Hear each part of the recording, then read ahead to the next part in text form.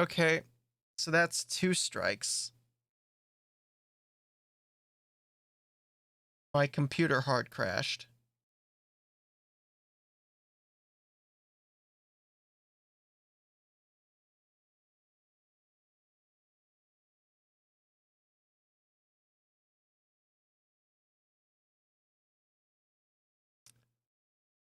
Let me check my mic, make sure we're good. Test 1, 2. Sounds good in my ear. Yeah, my computer just hard crashed.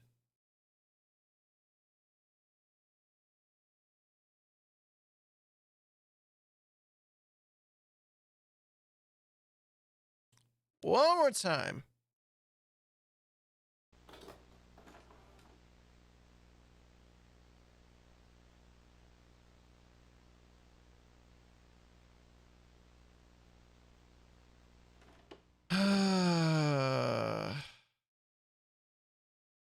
I didn't see Chick Hicks' mustache. It crashed before that.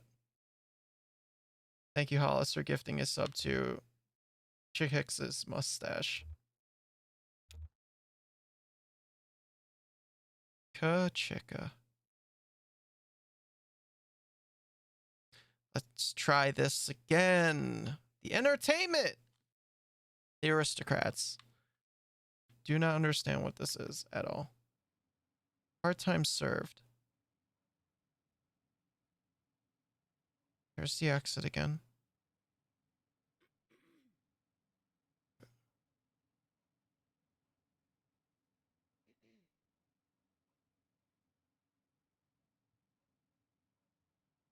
Okay. Let's just watch this scene late morning. Too goddamn hot. It's cool in here.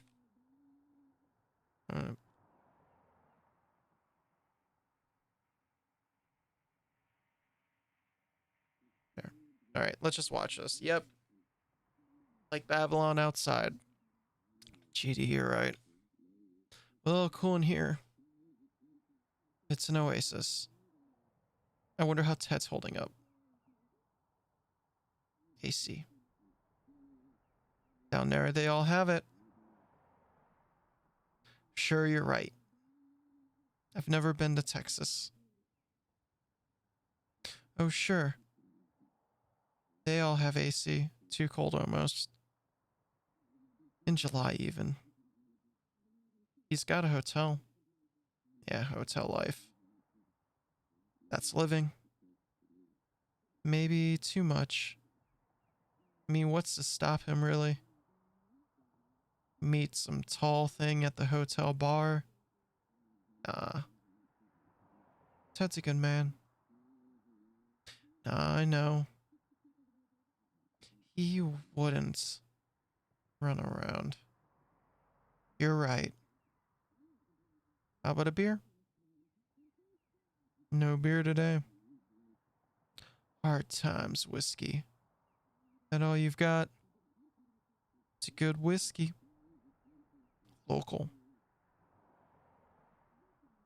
Yeah. Take deliveries from them? Sure. You ever see one of them? The boys from Hard Times? What?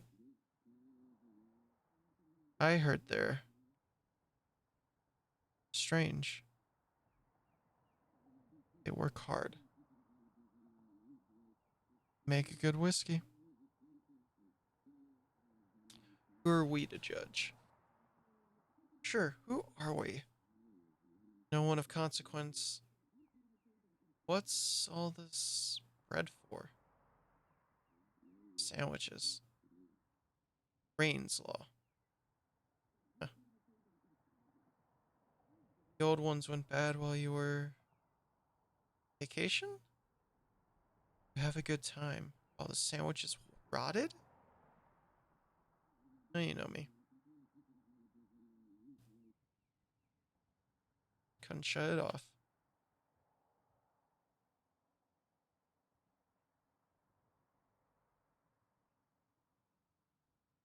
I still. Oh. Barfly sits alone at a table with 2 glasses, one empty. Barfly examines empty glass, examines full glass. Looks at ashtray. Blows gently with pursed lips. Observes ash configuration. Coughs. Wipes nose with sleeve. At length, inspects sleeve. Remember some trivial about the prior evening. Looks up suddenly.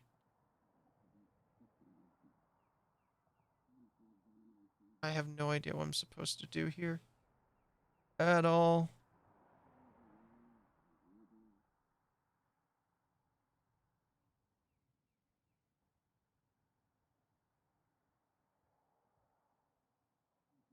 I guess keep watching. Fucking. Oh, okay, I can skip through this. No, it's not so crazy. I was in a bar down there in New Orleans. He had a hostess some dive. She seats you and I don't know, points out the specials. We have specials every night in here. Drink specials. You make cocktails. Nah. Food specials. Monday night. Chicken. I don't know. Grilled chicken. Caesar salad. Class it up, you know. I think I'm just experiencing a play. Best would have liked it. Here's the best. Yeah, yeah. Let me grab a. Here's the best. Good Christian woman. Good Christian woman. How about that sot in the corner? Not bothering nobody. Been here long? Oh, they're talking to me. As soon as I opened. Got started a bit earlier than I suspect. On a bender, huh? Sleeping in a ditch or something? You don't think? Maybe Ted? Nah. Ted's a good man. Honest, well liked. He's liked, but he's well liked. Sales is a good fit. Selling hammers. Can you believe it? Somebody has to. Sardonic. The hammers. Don't sell themselves. Here, here. Just hard. Ted on the road. Tough all over. What to do all day? Come here, I guess. Sure. That's what I do. Cheap drinks.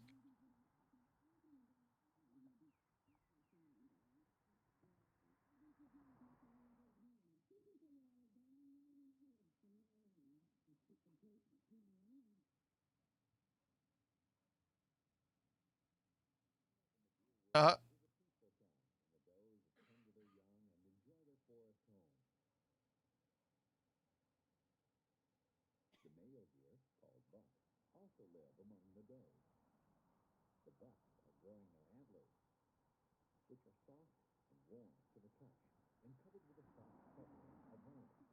Put it back on that weird dinosaur show with you. Oh, that was history.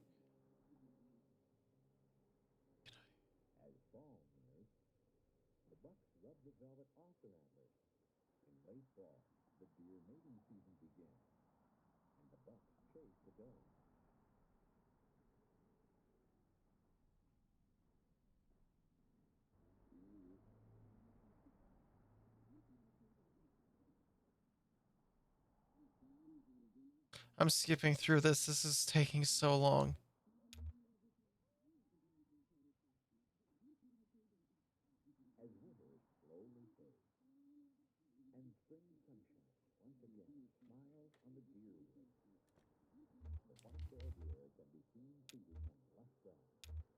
Oh shit, somebody else just showed up. God damn it.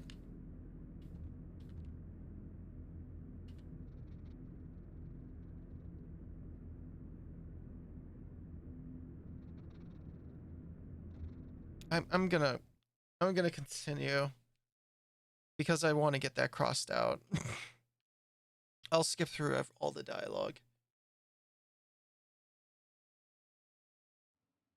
I have to. Yeah.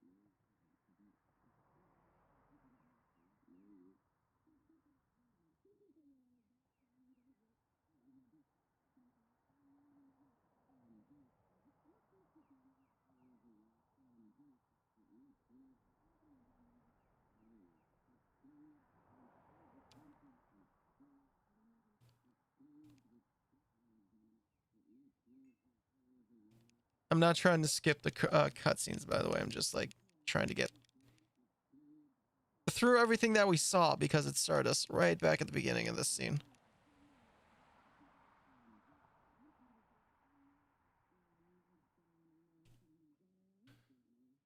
Okay, look at the TV.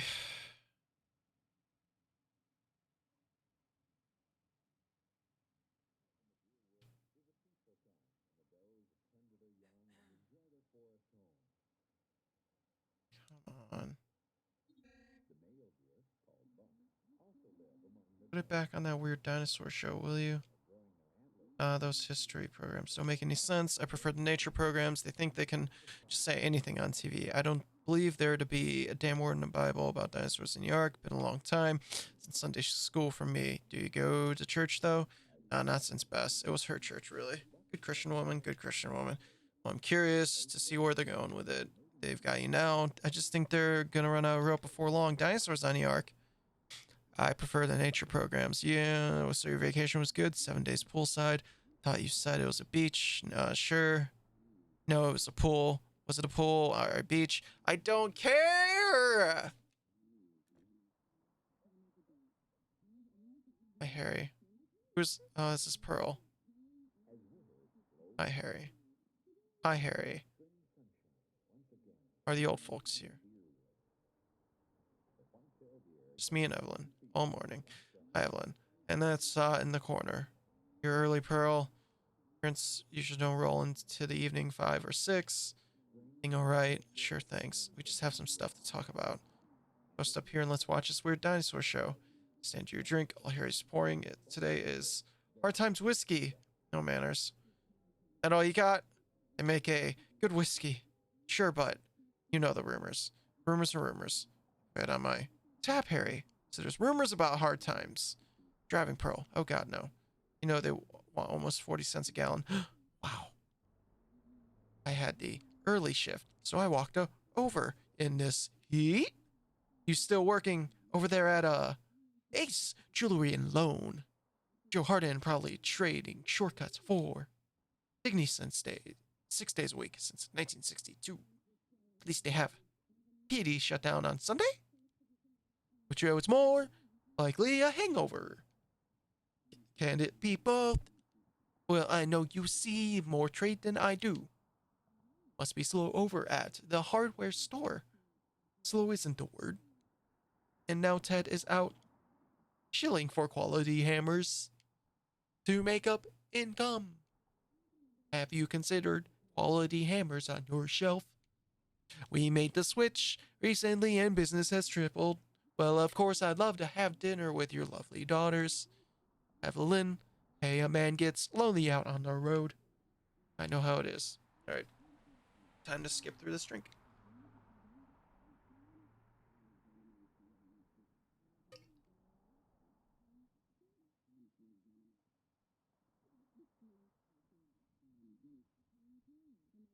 I'm just skipping through this.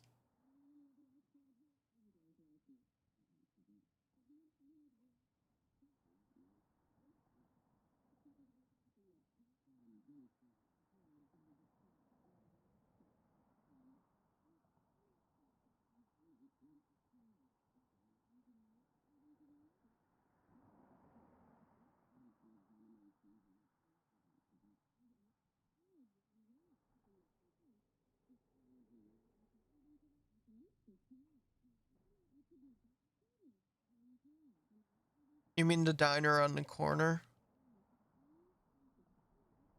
I I I just have to know if there's an end to this. I have to know.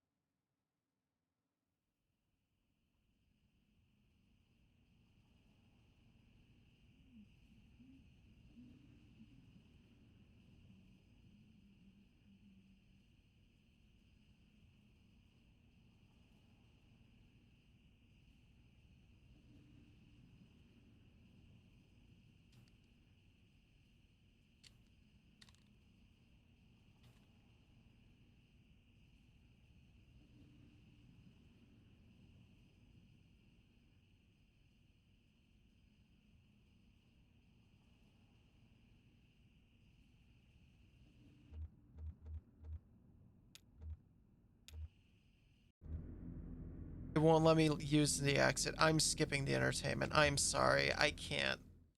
I don't care what it foreshadows.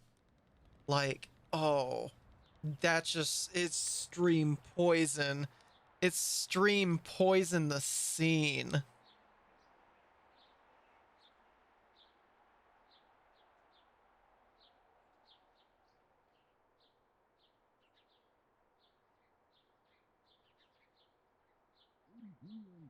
Editor and sunny now. Looks like it's gonna get up to about 101 by late afternoon in Louisville and 103 in E-Town.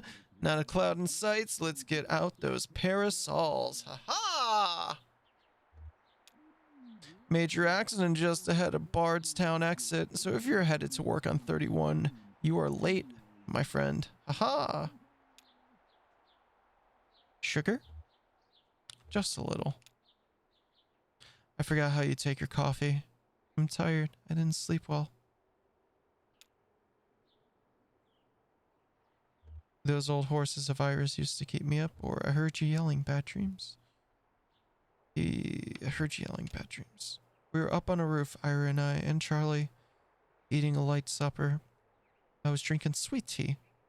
Charlie was reading. We were surrounded by other houses, closely packed. Huge sidewalks. It must have been a... what's that word? Subdivision. That's it, I'm sure. Below us, a group of people were gathered, standing quietly. A man was reading from a book. I asked Ira about the weather. Would it rain on Tuesday, or when would the sun set? Something like that. He wouldn't answer me. Charlie stood up, and Ira told him to watch his step, and then I remembered. I woke up before I could stop him.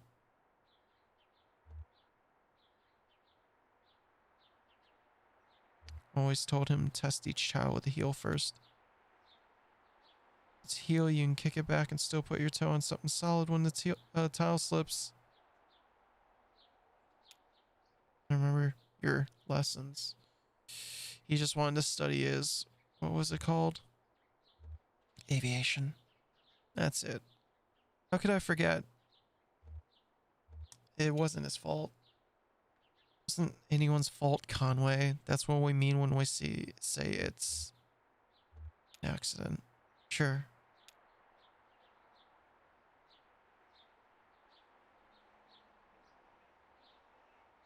Well, we have a mail order delivery today. Might be a long drive. I hope the truck can hold up.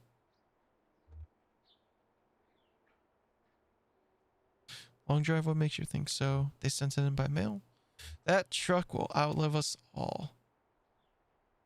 I hope you're right. I'm glad you'll keep it. Ira would have wanted you to have it. It's been running since Charlie was born. Ira took me to the hospital in that truck. So did you once. Your knee. Your new knee. Plastic. Be like a souvenir. So mail order? Maybe just a shut-in. I don't recognize the address. The order is all. I'm sure we can fill it. Guess that'll be the last. I guess it will be. Last act of Lizette's Antiques. The... what's the word? Finale. Maybe. Nah, that's not the word. I just need to think a bit. Or coffee or something. Or if I had too much. It'll come to you. Maybe. I'm not sure anymore. It seems inevitable there will start to be words that I lose forever. What are those boxes you set in the hallway?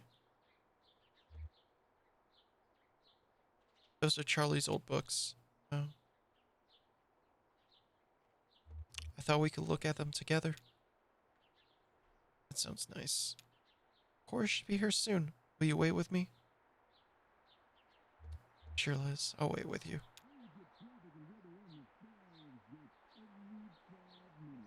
There's your traffic and weather on the fives. That's every 10 minutes. Brought to you by the Consolidated Power Company.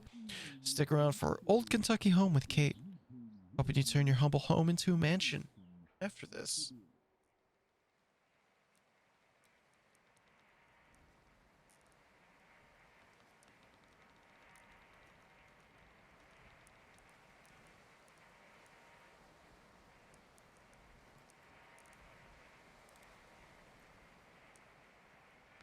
Uh-oh.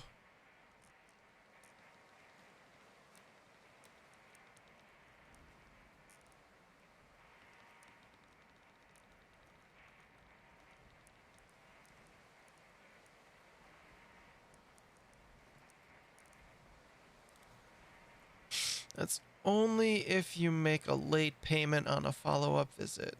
I think everything went well enough here that they only want to bill for... Oh, he's awake. How do you feel, old man? All fixed up? Truman says you might be a bit misty coming out of it, so... What time is it? It's been about 2 hours. What have you been doing? Watched TV for a while, then Dr. Truman showed me some of the terms of the bill. It's kind of... You'll want to look over it yourself, I think. How about that leg? How's your leg feeling? Yeah, that's the important part. They're talking like there's nothing wrong with this leg. Well?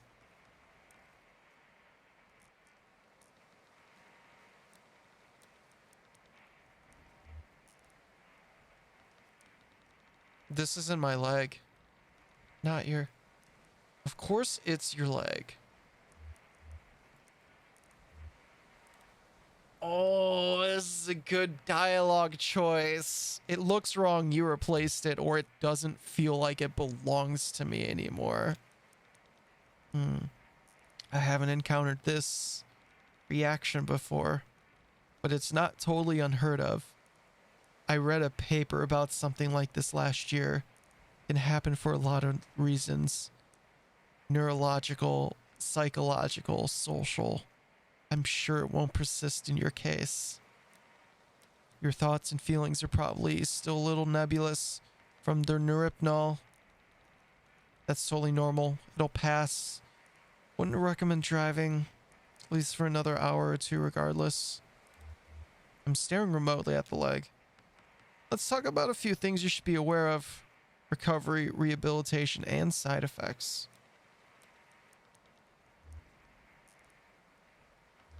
How long am I going to be recovering? Well, at your age, I want to be clear. You should expect lingering effects of the injury for more or less the rest of your life. Don't immerse it fully in water. Avoid extremes of temperature. I'd stay away from dusty roads and mountain lions as much as possible. Mountain lions? Good advice in any context. Best thing you can do is keep it clean and free of debris. What do I clean it with? Only clean your leg with a soft cloth, moistened with water or isopropyl alcohol. You'll definitely want to avoid abrasive agents like detergents or other solvents. So, any questions? Anything about the bill that didn't make sense?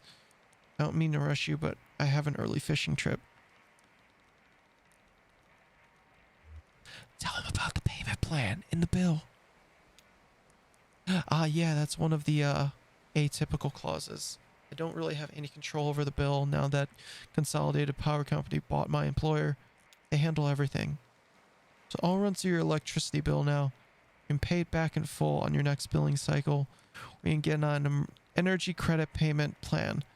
You'd have to call Consolidated for more detail about that. I don't really understand how it works. Something about generating electricity to send back into the grid? Oh, one more thing. Don't be alarmed if you experience any side effects of the neuropnol. Typically, we see daydreaming, deja vu, pensiveness, fugue states, regular perception of time. About 15% of patients report a generalized sensation of lateness. Nothing to be alarmed about, just keep it in mind. Thanks for your help. Julian's outside. We can head back to your truck.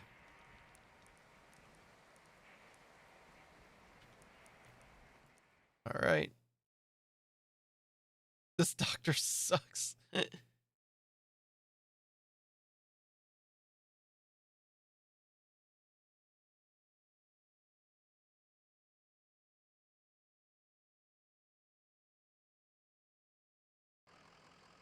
Oh, I just noticed something.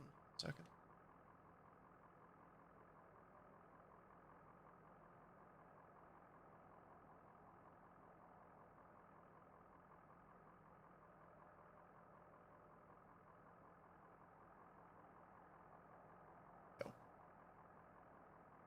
Saw a little sliver of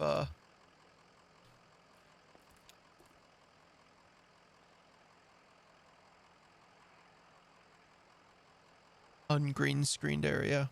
So I fixed it. How are the drugs treating you? I feel a little distracted. Street lights seem a bit brighter. I don't like to take medicine. I feel a little distracted. You're probably pretty tired too. I usually feel more tired after a late night nap. Hey, you ever take anything for that? Caffeine pills or... It's all or nothing for me. Right. They probably tell you to steer clear of all that stuff, yeah, huh? Yeah. Guess you never know. My folks have had a peculiar relationship with medicine. We almost never had a regular doctor or health insurance or anything like that. Feel a little distracted is my permanent mood. Yeah. Yeah. Yeah. Our immigration stuff was a mess for most of my childhood, so we only qualified for state programs in small patches before something or other would get contested, and we learned to just pile on dentist appointments and stuff in those short windows.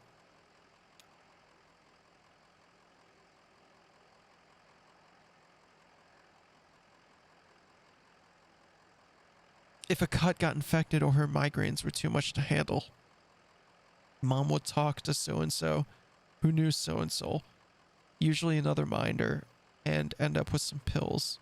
Instead of medical advice, every pill came with gossipy anecdotal warnings and superstitions, like all this lore that came with it.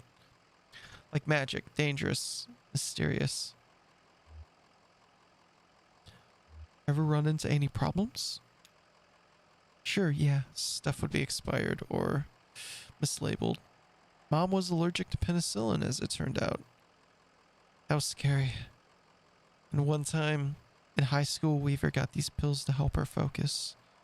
She was so smart, but always going off in different directions, mind racing. 5 conversations going on in her head at once. And you're lucky if even one of them is someone in the room. You know? So she had these pills, and they seemed to help. I was struggling in school too, failing my history class. She offered to share the pills. Sounds dangerous. Yeah, they seem pretty... shit. They seemed pretty harmless at first. I guess that's why I kept going with it. I don't know if it's because of, like, talking or what, but, like... I think I get exhausted from talking. I'm serious. Like, talking normally and stuff, but, like, reading... Like, reading and, you know, talking it out, it's just like, ooh. I'm not bored by, like, the story of this game or anything. It's just, like, saying it all out loud is just like, woof. One day I was sitting on my bed. My notebook was open next to me on top of a textbook. I was holding a pen in my hand. I remembered this moment from several years before. Yeah, too much talking wears me out. Yeah, I agree with that. Came up so suddenly, with such precision, I couldn't put it out of my mind. I felt I had to stay with it until I'd recalled the whole thing perfectly. Said, it's a good thing I'm getting all this talking out now, because, like, the next game we're doing, don't no talking in that at all. Don't have to voice act that at all. Thanks, Mario. It's just a tiny nothing moment. My mom patching up the side of a bird cage, winding some spare wire around the frame to reinforce it. It's fixated on that image and that sound. The cage kind of bending and twanging as she worked on it. Rapping and nodding, scraping copper against paint, like bowing a rubber violin with a railroad tie. My parents came back from a triple shift and found me found me still sitting there on the edge of the bed, pen in my hand, delirious with thirst, patching that birdcage with a 1,000-yard stare.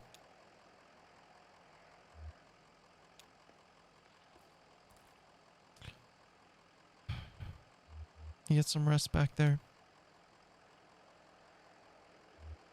I don't feel much rested myself. But I'm tired most of the time these days. That's just me. Oh, the kid doesn't want to say goodbye?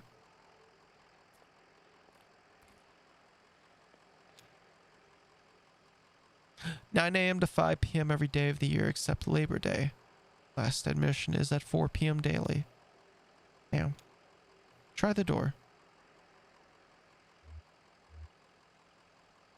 You're a little late for the museum. And then what? And you're being very uptight right now.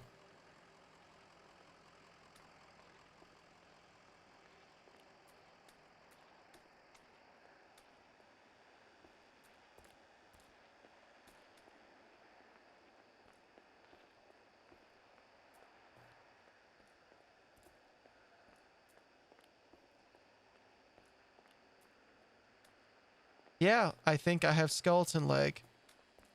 Permanently, though. Now.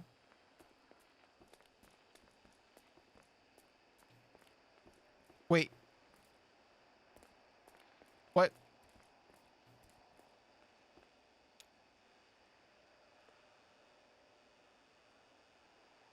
I was like, why is Ezra running around with me super weirdly? And then, neat transition. Suddenly I was controlling him. Those people like your new family? I think we're friends. I don't have any friends because I'm so busy. Too bad it's not raining anymore. Sketchy payment plan, yeah. Did you make that boat? I folded out some paper from the front desk. How far do you think it will go? We should stand here and watch it until it disappears over the horizon. A far off look in our eyes. I'll lay my head on your shoulder and right when it's a tiny speck. Sport vanishes. You'll say something romantic. Okay. Well, we'd better get started.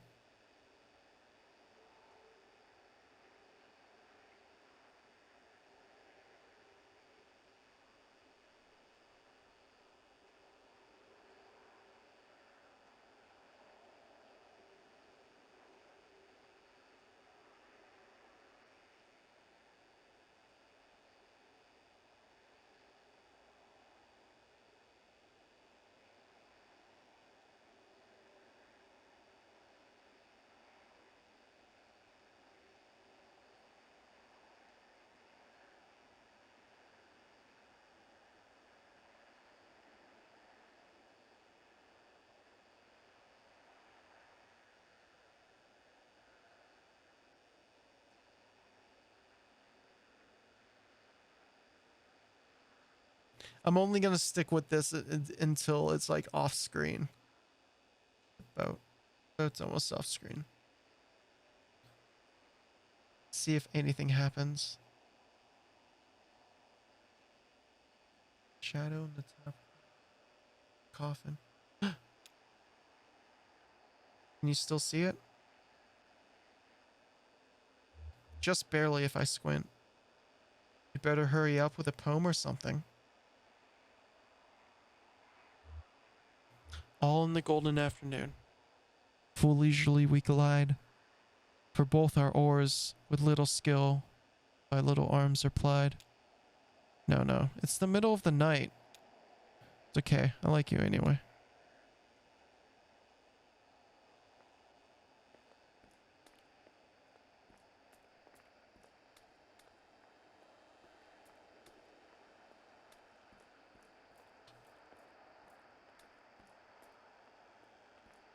Hey Hunter. It's going well. Had to restart stream twice already, but we're here.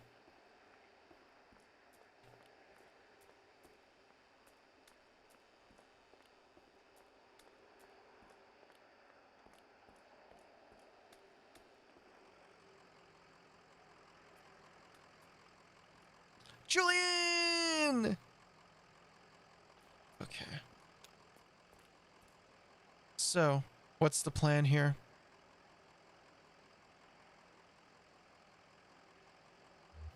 What do you think? Well, we've got to get back on the zero and bring these documents back to the clerk at the borough. Just not sure how to get there. The entrance at the farmhouse was gone. Let's ask at the gas station if he knows another route. Sure, okay. Worth a shot.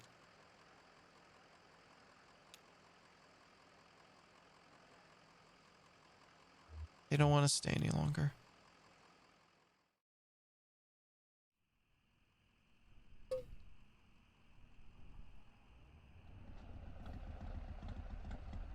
The truck's engine sputters and dies as Conway guides it carefully off the road next to a fallen tree.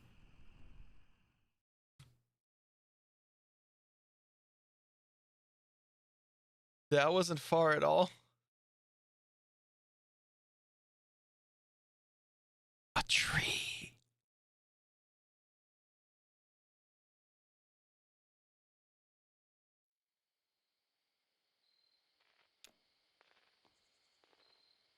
Nothing to be done. Can you take a look at it? Just won't start up again. Damn, you had this truck long? Ira bought it used a ways back. Wonder how old it was then. Do you... Wait. This is why you always leave your truck running? Lizette's is up on a hill, so... Just superstitious. Right. Any other quirks I should know about?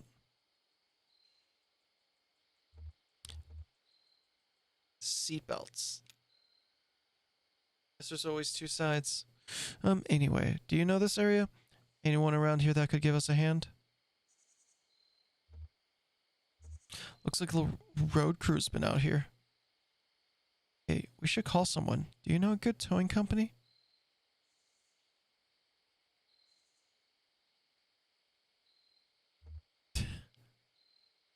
I can't read the name or the number on this flyer, but it looks like a picture of a tow truck.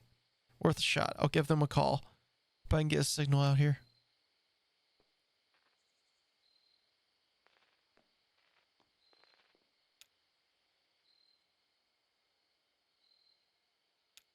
Hi, hello. We've got an old, I want to say diesel. Old truck just stalled out. Inaudible sleepy. Did I wake you? Your card says open 23 hours a day.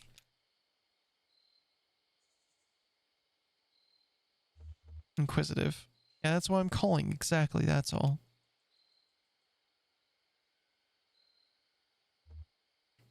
Obtuse. That's... Okay, look. We need to get back on the road here, and I'm sure you're busy too.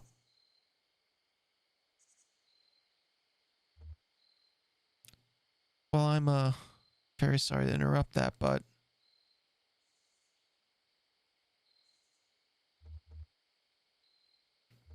Neighborly. We already ate. As soon as you can get out here, we're off 65 somewhere. Kind of pulled up by this tree that fell over. Tangential. Okay, well, I don't know any of those people, but that does sound like the right area. You've been over here before?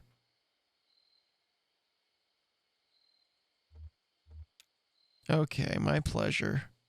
How long do you think you'll be?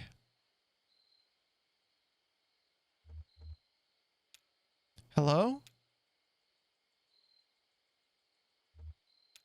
Hey, Ezra's sitting in a tree. Are you bored? Sure, but I don't mind. Yeah, I don't mind either. Let's play a game. What would you like to play? We can tell the future with this little tree branch. It's pretty easy. We just break off all the little sticks in each section and count through the different things that could happen. Okay, what should we ask? Should be about you. Can't do both the counting out and the questions. What kind of job will I have next? Doctor, lawyer, taxman, driver? Driver. Okay, what else? Kind of bed will I sleep in tonight? King size, queen size, twin size, bunk? Bunk. The other branches are too bare. Don't worry about it too much. It's just a bunch of sticks.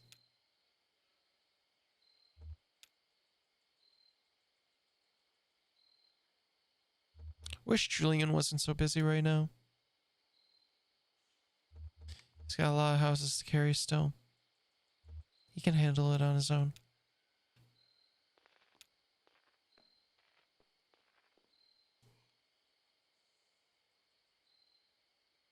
I think they're on their way. Guess we have some time to kill. Ooh. We could look over the road map again.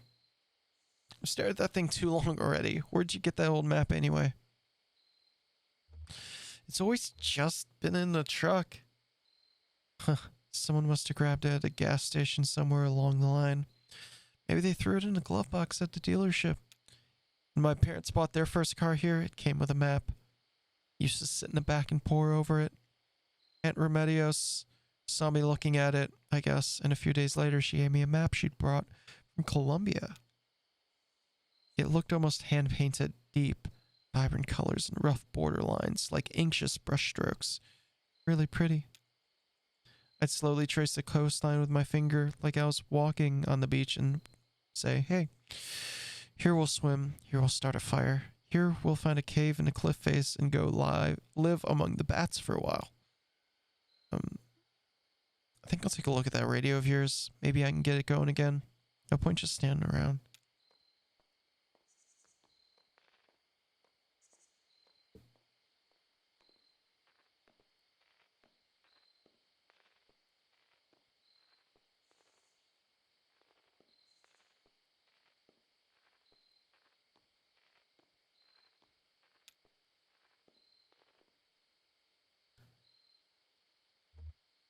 How's it looking?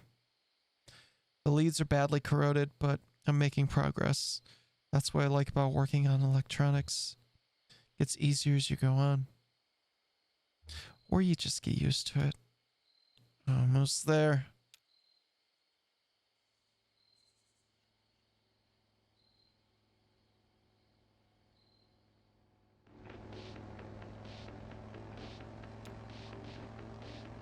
Is this the right way? I don't recognize these trees.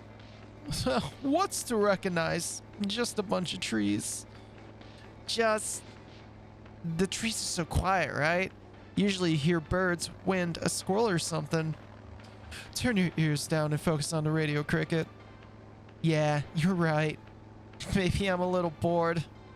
I'll work some chord progressions in my head for a while or something.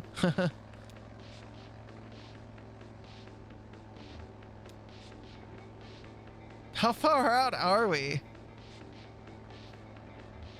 Are we there yet? Oh, stop. Harry's not gonna be happy. You know he doesn't like me anyway. I'll tell him about the frog. He won't understand.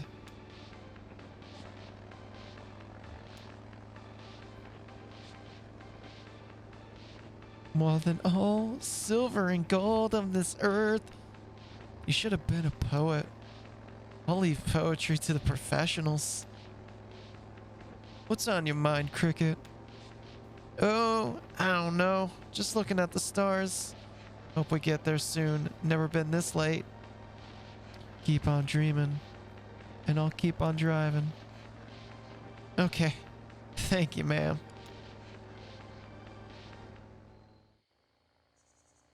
Looks like we got some cool teens. Hey, come back.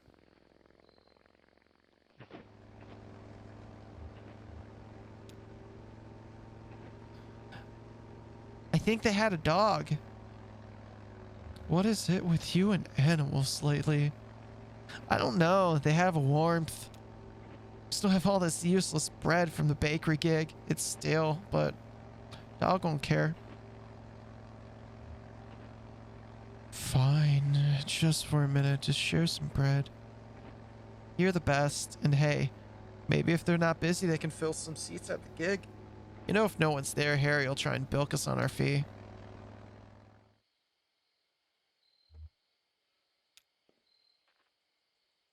Was that him? That was a motorcycle. We're waiting on a tow truck. Yeah, they're too fast for a truck. Bet they're getting chased by something. Maybe they have somewhere important to be. Definitely getting chased by something.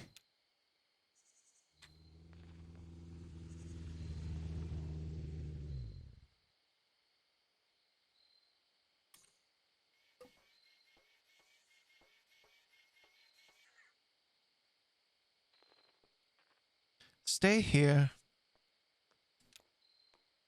Careful. He's wicked with strangers. You.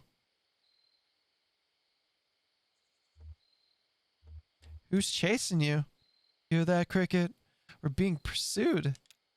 I knew it. Who's after us? That's a good question. These folks seem to have a certain handle on the situation. So, well, Dinas. Sure, something like that. Listen, I've got two questions for you folks. What kind of people do you take us for? I mean, how do we strike you? Ezra's got the right dialogue here, probably from space. I always said you fell from heaven, ma'am. Otherworldly. It's unmistakable. Now, here's another question for you. Do you like music? Do you like music?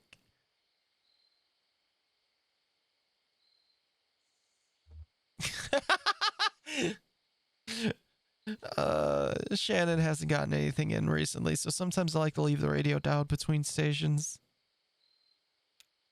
Of course you do. Say, they should come to our gig. What an idea.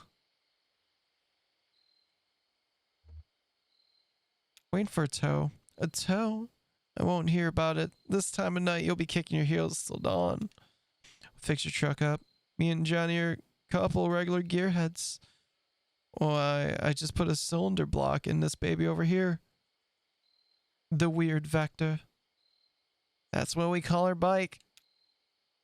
We call it the weird vector. Because the front wheel's a little loose. Toe with a W.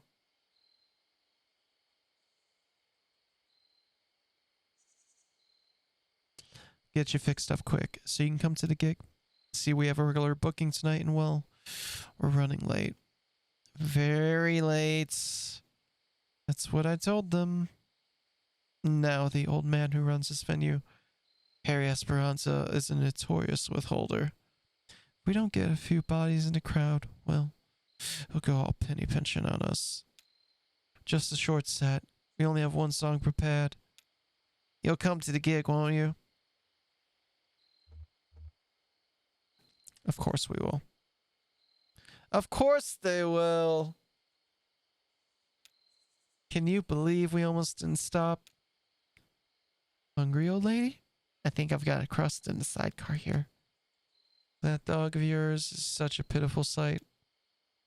Well, it's all said and done. We stopped. That's all that matters. Our gig's at an old tavern called the Lower Depths. It's over there by old Charlie Moran Highway, just east off 65. We usually take her right off the interstate, around the petting zoo. Okay, Johnny likes the petting zoo. I do like the petting zoo. Now let's see about that truck of yours. Feel certain we can get it running.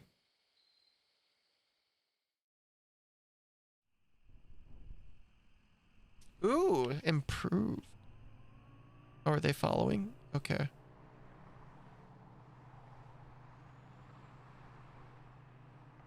Oh, they're a gear because they're gearheads. Okay, I got it.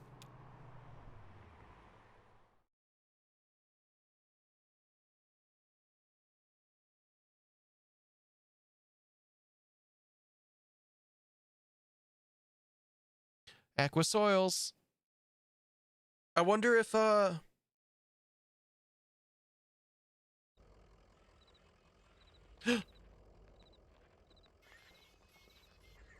Carrington. Ah, so glad you stopped by. I've been standing here alone, waiting for my cast and crew, and I'm afraid very little can be done in their absence. I've just been watching the highway with his occasional limping truck, the trees oscillating in the night breeze, the shadows, and visualizing the performance against this nocturnal backdrop. I wonder if the entertainment was Carrington's play. Well, I suppose it is the business of a cast and crew to be late, just as it is the business of director to visualize. It's all becoming very clear to me. This venue will be perfect, a triumph. Wonder, do you ever feel as you've arrived after? I've been running late all day. Exactly, standing at the end of history. Too late for masterpieces, too late for an Orstia Or Faustus for an Iceman.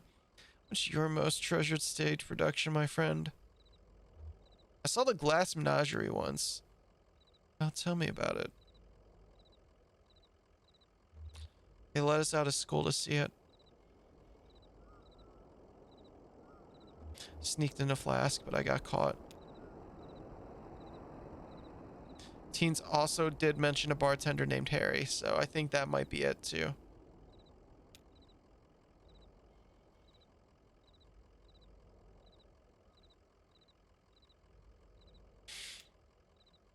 What do you think? Where should the actors perform? Where should the audience sit? Why not just put them both together?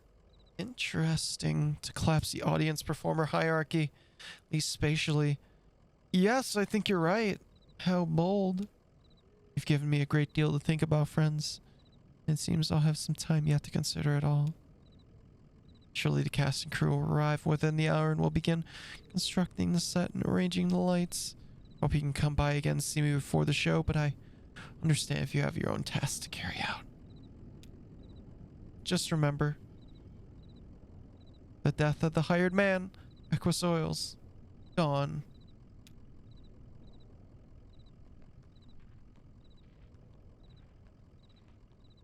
Joseph. Truck sounds like it's running kind of rough there. Better keep an eye on it.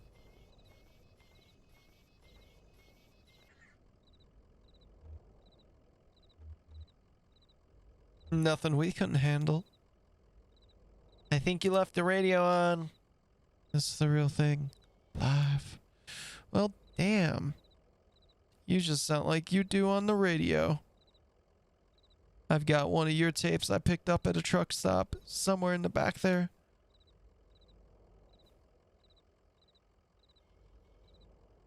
We've been to the Zero. I figured. Well, listen, I wish you luck, but I don't really want to talk anymore about that. Bad memories. Glad to hear you're on your way, though. Hey, hey, do you have any games on your computer? Hey, you know what? I might. My niece works nights at the hospital, and she swung by for a lunch break an hour or two ago. She's kind of a... She doesn't talk a whole lot, but I like her company. I heard her typing away in there. You might take a look. Here, there's going to be a show in the morning. So there is. I have to put out more coffee.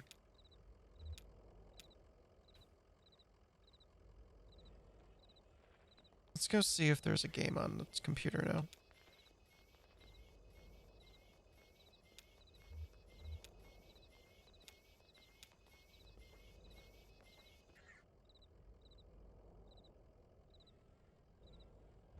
We're playing Sports Medicine Professional 1973.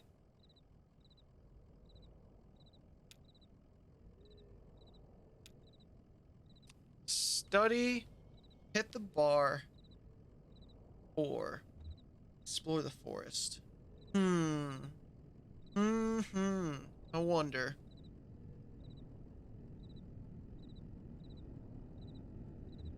Hit the bar. 2-for-1 domestics. Somebody has a rifle in their truck. Late night targets practice in a field. Few hours in lockup. Stern warnings and new friends. Okay. 3.8 effect pensive. Let's study. Actually, pensive, explore the forest. Seasonably cold, and the mouth of the cave is surrounded by small broken sticks from a recent storm. If they weren't so damp or spread so thin and unevenly, they'd be a fire hazard. Maybe if they were all piled up in the cave to dry for a few weeks, spark and smoke the bats out. Status, hiker. GPA 3.8, effect pensive. Let's study. Strains of the rotator cuff tendons can be very painful and may require the prescription of pain-relieving medicine, addition of rest, and icing.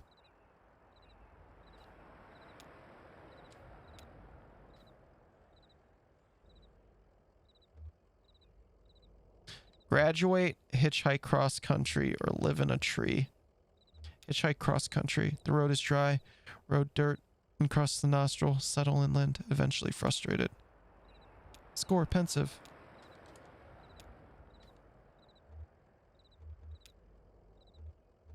Good game. 10 out of 10.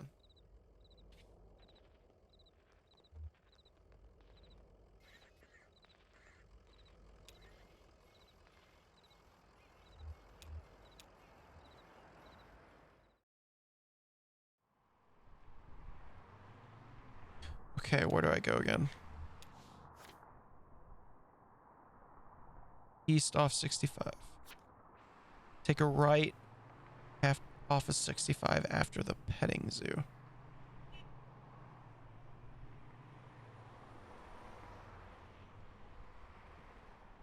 Oh, fuck.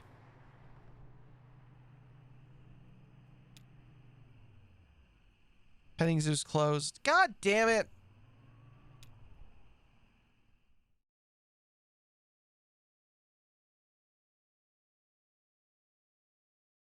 Love to get a... I love to get a score. The lower depths.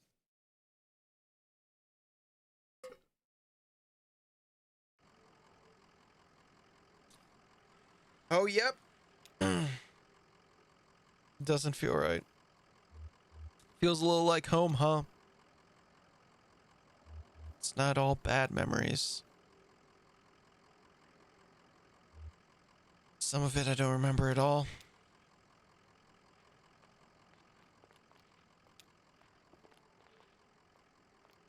Kind of late. Are you sure they're open? Sure they're open. This is one of those places. Let's head on in. We are not saints, but we've kept our appointment. How many people can boast as much? That's lovely, ma'am. Who said it? A poet.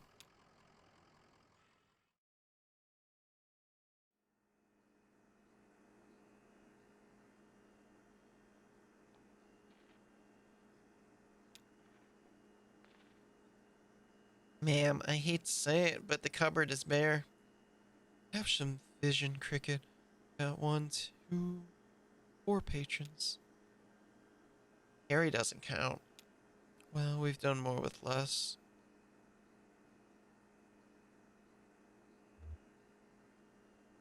Haven't been in a bar like this since... Gave it up, huh? Well, I bet Harry has some coffee on back there. I won't vouch for quality. She's a connoisseur. Johnny's favorite regional cuisine is gas station.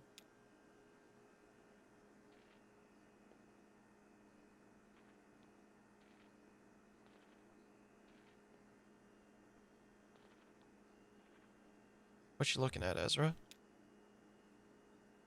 Ezra flips eagerly through the jukebox's catalog of songs. What do you think? I don't know how to play this game. Aw, poor guy. Poor guy. Poor kid. All I'm pouring tonight is Hard Times whiskey. Got any coffee going? No coffee. Hard Times whiskey. Towards exit. Say, shut the GD door, would you? I can't afford to run the AC all night. Sorry, Harry. Oh, it's you two. Where have you been? Never mind. Listen, I can't keep this place open through the small hours of the night. Just waiting for musicians. Gets lonely, doesn't it? Yeah, kinda. How about some music? There's nobody here to listen to it. I can't pay for... We brought some people, Harry. A crowd is forming. Yeah, but also Couldn't you use a break, Harry? Been on my feet all day, but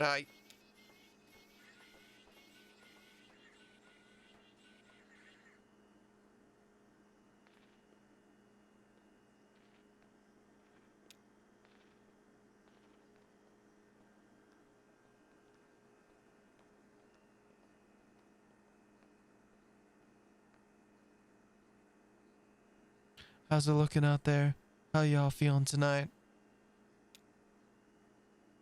Can we get a bit more reverb in the monitors? Harry adjusts the soundboard behind the bar. How's that? Test, test, 1, 1, 1, 350, lamentation, lamentation. Sounds good. How's everybody doing? Anybody had a real bad night? How about you, old man? Yeah, real bad. We'll try not to make it too much worse. This is a song I heard in a tavern many years ago at an open mic night. Me and Johnny were out just riding around. You know, you like to drive around, old man? That's my job. That's where I feel at home. Of course you do. So we were out riding around past this gaudy old tavern.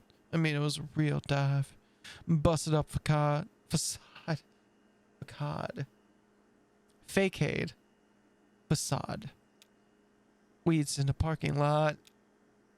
Taps all dry. Bats in the bar room. Run by this creaky bag of bones. The only thing keeping him awake was the fear of death. So glad to be back here at the lower depths. Hey now. Hey, I'm getting voices mixed up. Hey now. So we stopped for an early drink, and there was a lady singing right here on stage. And the song she sang, well, it stuck with us, and now it's a regular part of her repertoire. Never got that lady's name, but she seemed like a sweet gal. She had a voice like Scotch whiskey. And we just hope we do her song justice. So here it is. Too Late to Love You.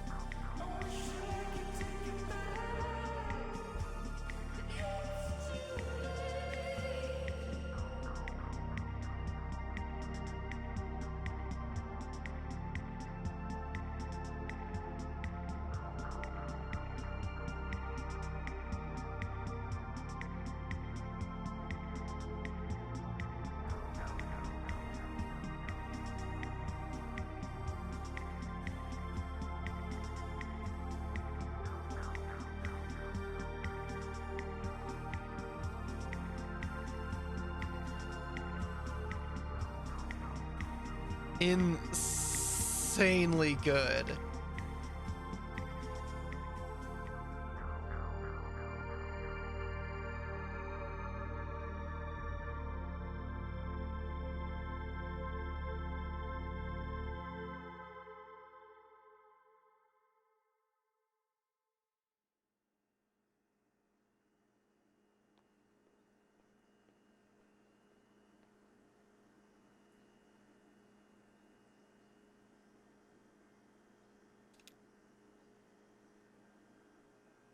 Well, hope you liked it. Kind of sad, isn't it? Kind of. Listen, we appreciate you folks sticking around for the show. There's nothing more wretched than playing sad songs to an empty room. Just gotta get our fee from Harry. Then we'll get you headed to the, Zero.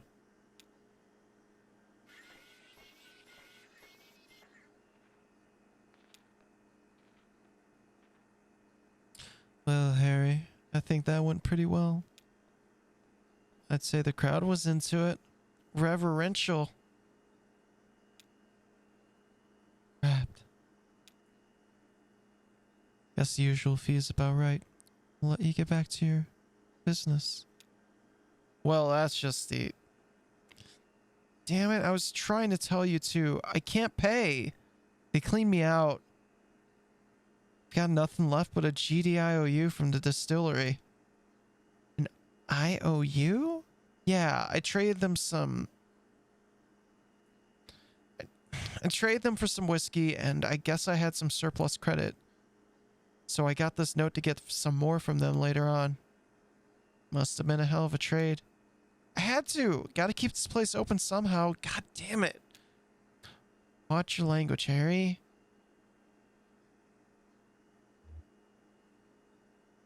Could you pay them with your IOU? Well, very contemporary. Very astute. How about it, Harry? Let's push some paper around. Well, it's just... I can collect on it here when they bring more whiskey up. But for you to cash in, you'd have to go down to... You know... Down to the distillery.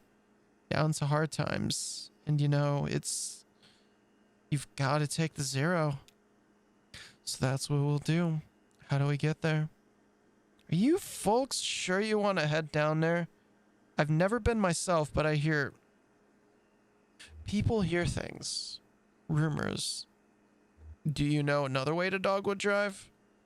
Dogwood? Got a letter, did you?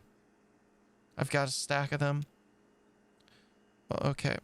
Sounds like the zero's your only course now. Harry, you're alright. If only... You got a radio in your car? Yep. Well, here's what you gotta do. Take a left out of the parking lot and then just fiddle around on your dial until you hear something familiar, but... I mean, familiar but strange. You know the feeling? Like, I used to go hunt with my uncle out in the mountains, and now I watch these nature programs. They're filmed in the mountains, and there's the deer, and I know all the plants in every kind of tree, but something doesn't look right. It's even stranger for being so close to familiar. Something like that. You'll know it when you hear it. Fix that strange but familiar station on your dial. Try for a bit. Then turn around when the station cuts out. I mean, right then. Hope you folks find what you're looking for, eventually. Always a pleasure, Harry. Is it?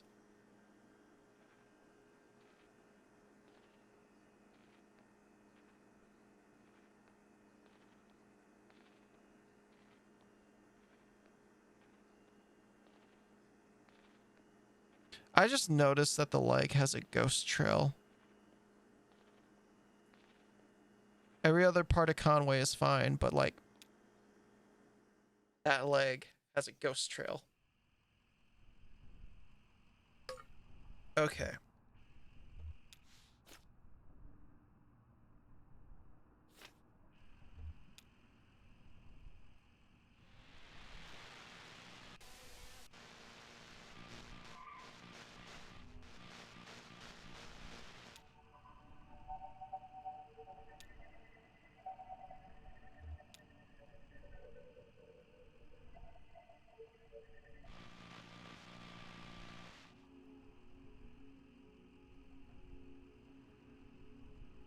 This station doesn't quite match that bartender's description. Definitely weird though. Let's keep scanning. He said we'd know it when we heard it.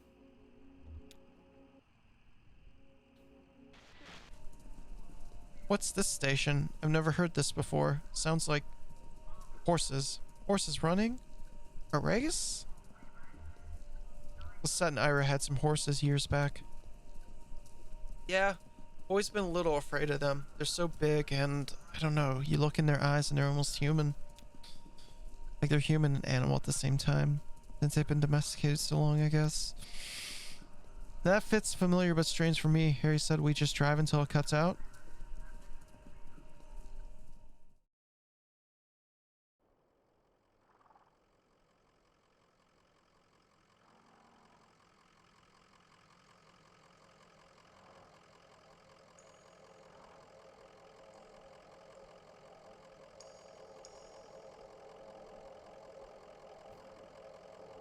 Horms.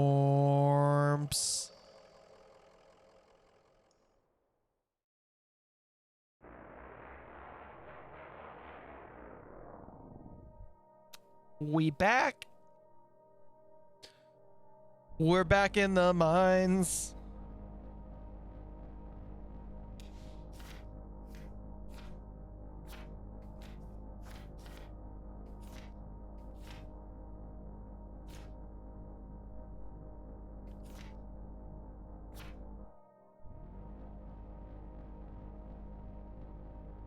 What?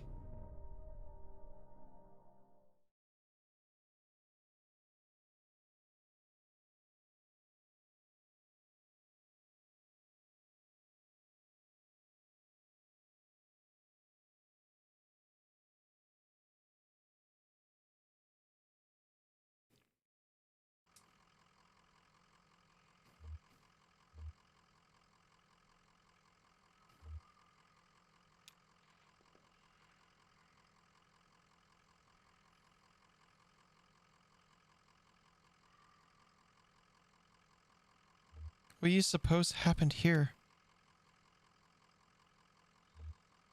Some kind of storm washed it away? I can't believe we're in the Hall of the Mountain King. Or just a slow drip from the ceiling wearing it down.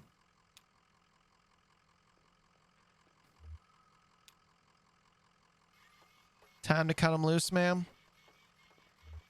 Well, now I'm having fun.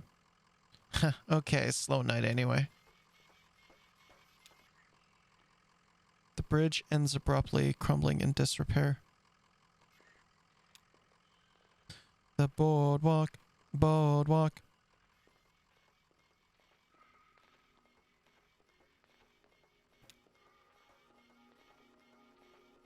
A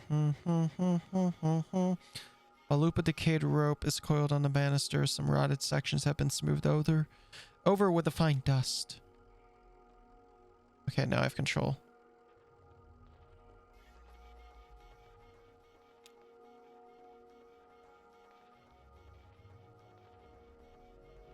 Broken computer monitors are heaped precariously among the rocks.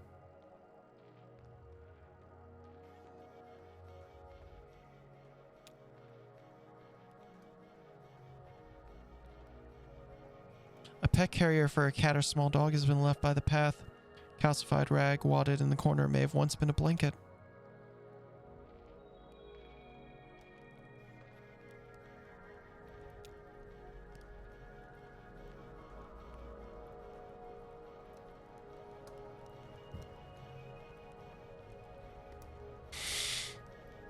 The hiking backpack leans against a rock. It's empty except for a dusty bag of cat food and a few punch cards.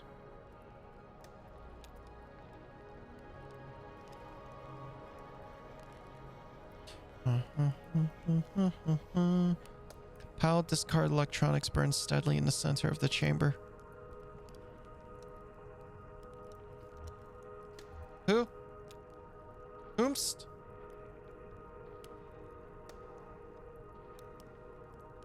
Oh, it's triangles within triangles down here, shifting, intersecting, overlaying.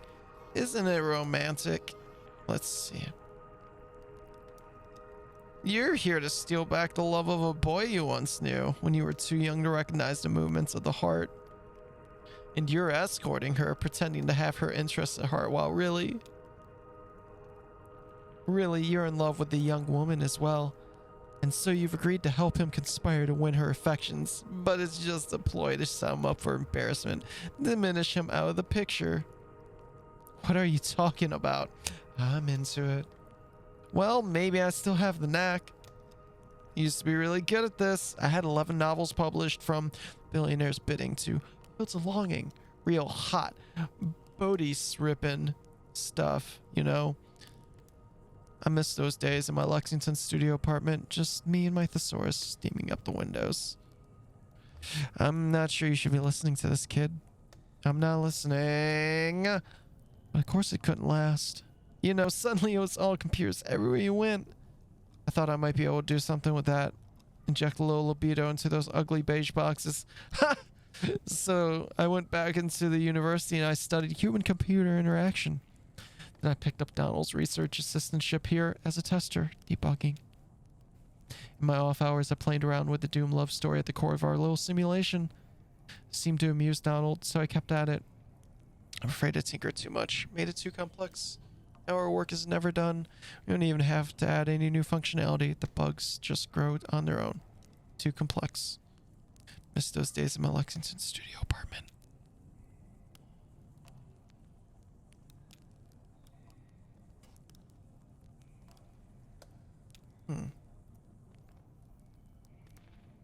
There's more people.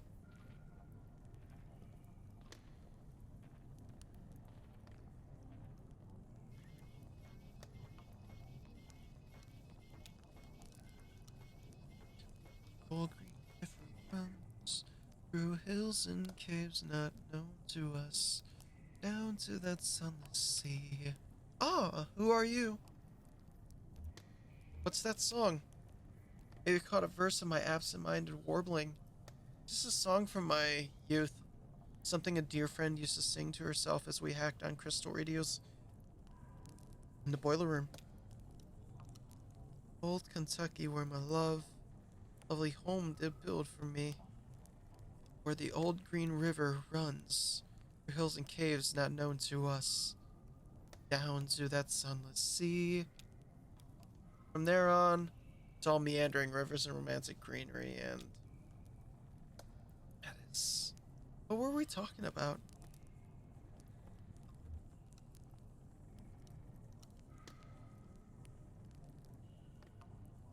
What's that computer over there? It looks pretty vintage.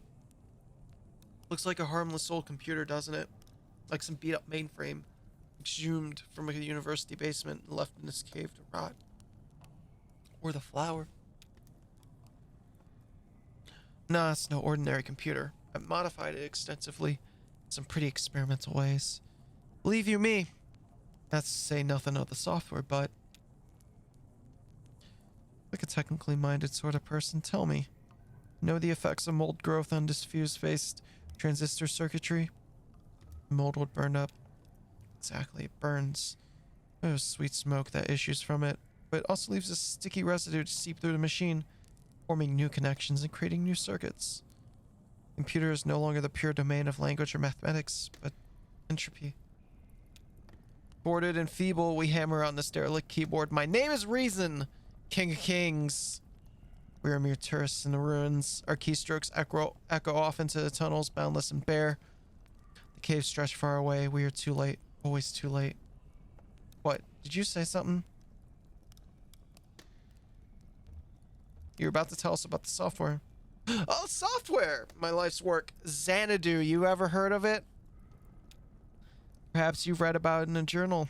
It's been years since I published anything. Xanadu has evolved significantly since I explained its data structures in my article, Literary Multitudes, Hypertextual Narrative as Post-Structural Witness. Evolved, then deteriorated. I'm afraid you're too late, fellow hypertext enthusiast. As the mold accumulated on circuitry, Xanadu blossomed for a moment into something holy and enchanted. All the charm was broken.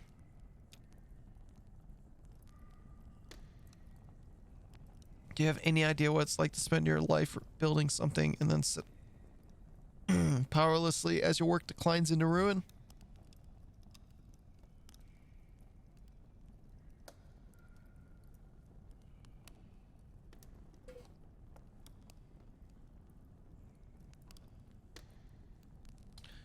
God.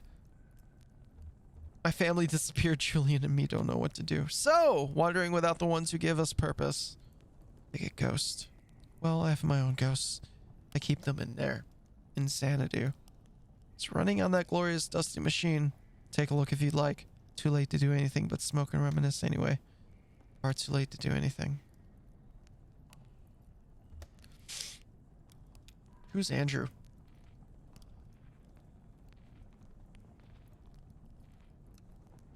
Do you know that when I first... No, I mean, if this cave were larger, could it... I'm getting ahead of myself. I've got it. How would you characterize this space? The one we're standing in now.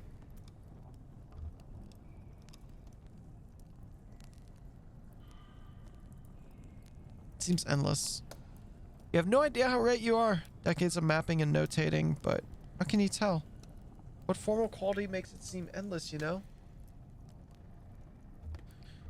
That huge fire, the smoke just disappears. Mysterium tremendum. It sends a shadow scattering, momentarily lights the mouths of unseen tunnels. That fire is constantly reshaping my... Close your eyes. Will you close your eyes? Only if you close yours? Okay, I can do it from memory. Good, now. You're standing on the top of a rocky peak. The tongue of flame licks the shadowy anatomies of... Where are we? Oh, here again. How disappointing. What are all these computers for? Computers? Oh, now I remember. I was writing on them. I described a cave. That was my job. Described a cave. There's a great history of caves in the literature, don't you know? The walls are frozen rivers of orange stone. Isn't that vivid? I had a lot to live up to. As grad students studying statistics when I started working with Donald on his project. He said we needed someone with a more analytical mind to do the descriptive writing. Someone who would appreciate the cave descriptions as real labor, instead of taking their authorial voice for granted. Donald warned me it would be long hours of typing painstakingly detailed descriptions into computer. I've put in the hours, believe me, I've put in the hours. I've described every facet of this cave in such detail that sometimes I don't know if I'm reading or looking, writing or exploring. Often in the dark and lonely moments, I worry that in my sleep I've transcribed rooms from my dreams into the system. How would we know? They could only be answered with precise, faithful detail. It's all I know how to write, and all I dream about is caves. I only dream of caves.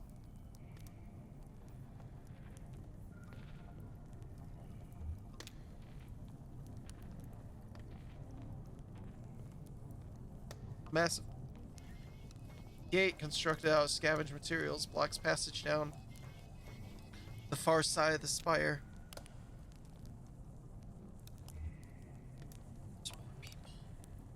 I'll be right back. I'm gonna go to the restroom real quick, but I will be right back. Stay tuned.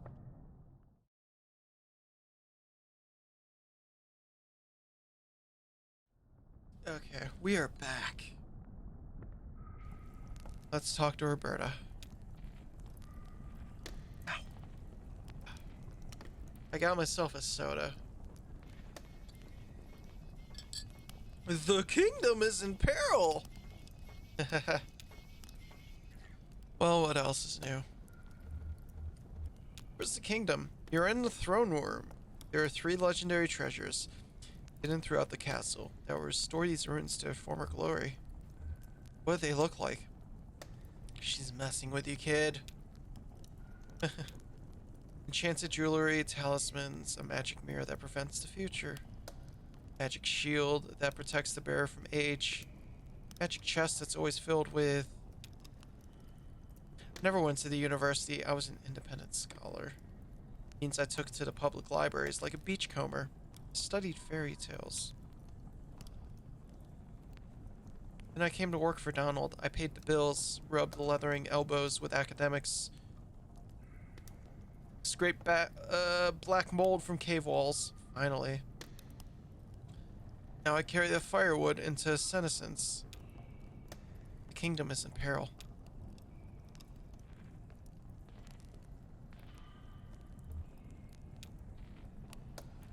We've made it to Xanadu.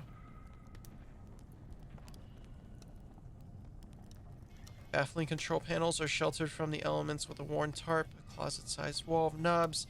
Warriors looms behind the machine, humming faintly. Electric typewriter is the only easily recognizable component. Well, let's Xanadu. How do you think we get it started? This whole thing? Maybe there's a hand crank around. Oh, it has a run key.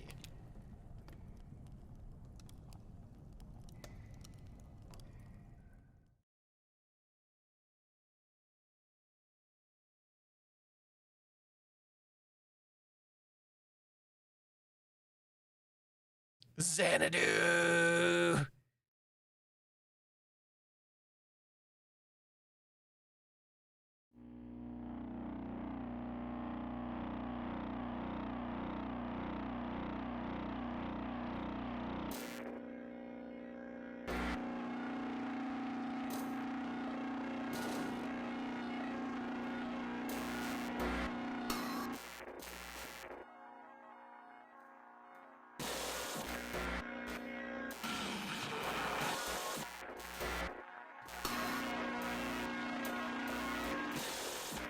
We are standing at the that you is this thing is in rough shape.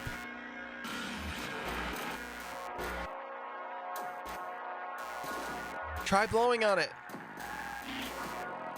Can we blow some dust off the keyboard and press the return key?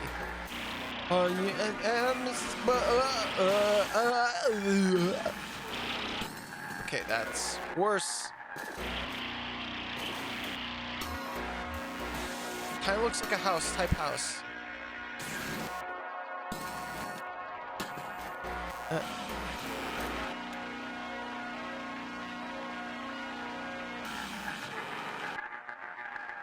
In blood quit.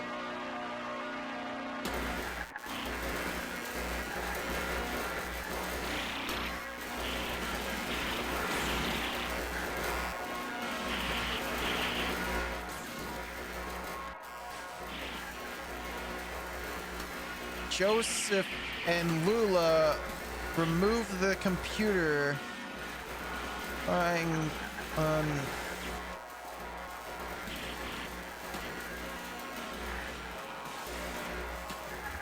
Did that say Lula? Or Donald? Inventor.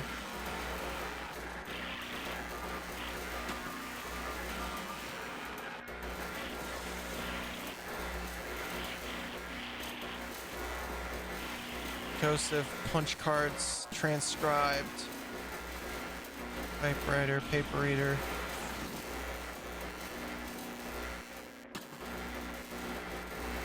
Oh, I have my portable degausser with me. Old systems like this one can build up a remnant magnetic field that sort of warps everything around whatever pattern it's settled into, you know? The degausser clears that up by suddenly shaking the magnetic field around until it's uniform again. That's how I like to think of it anyway, like shaking a snow globe. Worth a shot.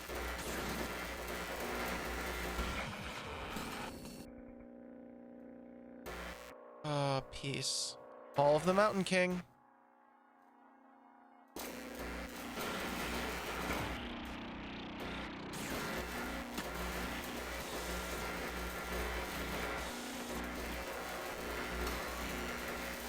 Well, okay.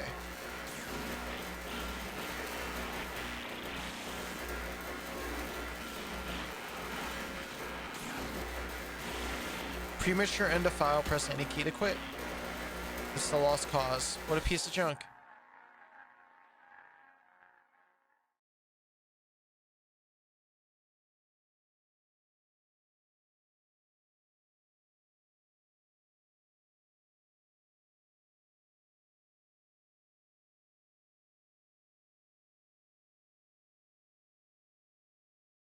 That was it? Bizarre. And what was that about Lula? Maybe Donald knows how to clear it up a bit. Over to Donald.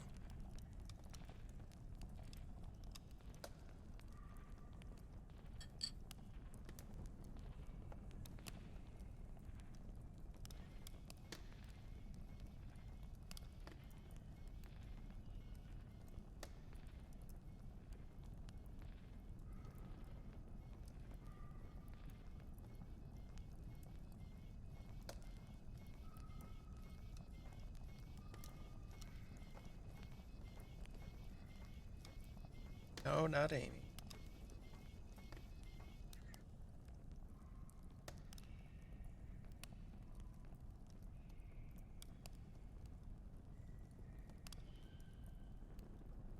Alright, Donald. What the fuck was that? So you've seen it for yourself. What's left of it. Pretty busted. The chalky bones of a beautiful dream. But you can see what it once was, can't you? Can't you? So much more to it. Ornate labyrinths of memory, exhaustively simulated parallel cave ecosystems, real artificial intelligence built on sophisticated neural network algorithms. Birds in the forest could flock in 3 dimensions. The bats could learn to sing. Then began to crumble when the strangers came.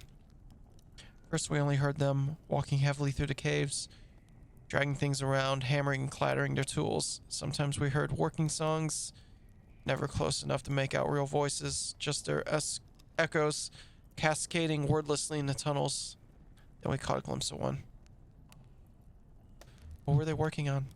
I shouldn't be telling you about this. They're dangerous. They're strange. I should never have tried to outwit them. They're always too much for me, but it's too late now. I'd listen to Lula. Lula? Lula Chamberlain? Yes, of course. Oh, do you know her? Looking for her now. No, she's gone now. She left. Put this together, did you know? Lula, Joseph, and I. Lula is gone from here, but still in there. In Xanadu. I don't know where Lula is now, or how to get there from here. How to unwind that damn tangled highway, but Xanadu, before its ruin, as faultless as an oracle. A shrine to perfect simulation. Until... But maybe? Those weird interlopers destroyed my Xanadu. Perhaps they know how to fix it. May be dangerous. I've spent many eager seconds to negotiate with them to repair my masterpiece. Back there. That tunnel. Push back the vines. Crawl out into the darkness. Watch your step. After a while, you'll feel the terrain change beneath your hands and knees. Rock the crystal, and then the mud. And you'll be out. Where strangers come from. Now leave me alone. Still have a bit of mold in my pipe and a few dreams left. What?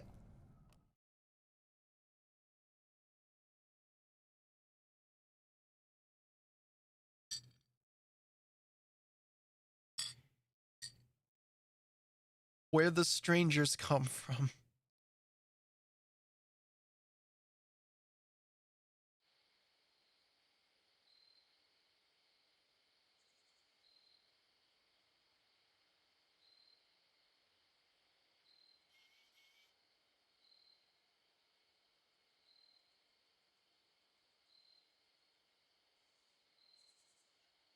This is a graveyard.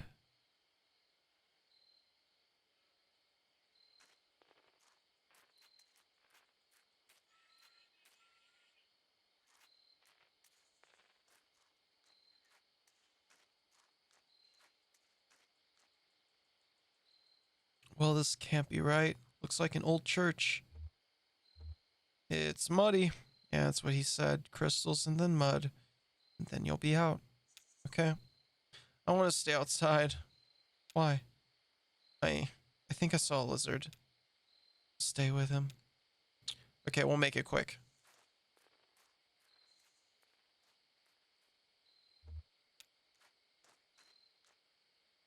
An epitaph is engraved on the stone grave marker.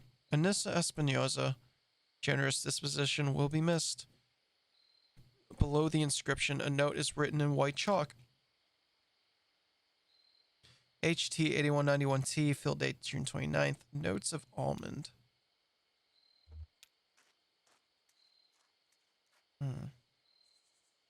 Epitaph is engraved on the stone grave marker.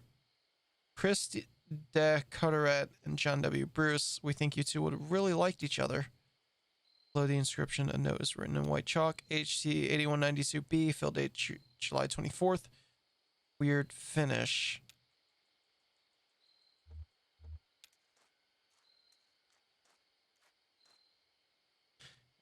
Ba-da-ba. Andy Dill always had a far off look, probably still does. 8192E, fill date August 1st. Aftertaste of rainwater.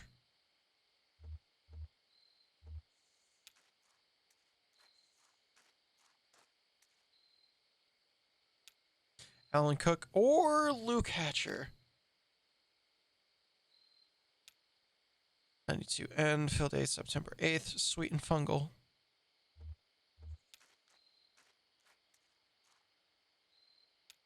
Emma Stalker would have wanted it this way.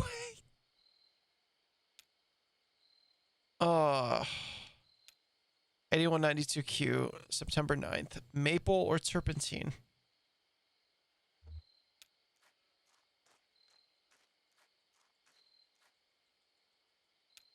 John South. Should have said so.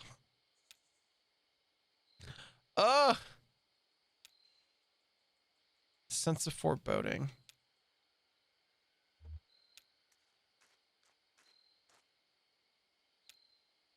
Unknown seemed reasonable. Easy on the nose.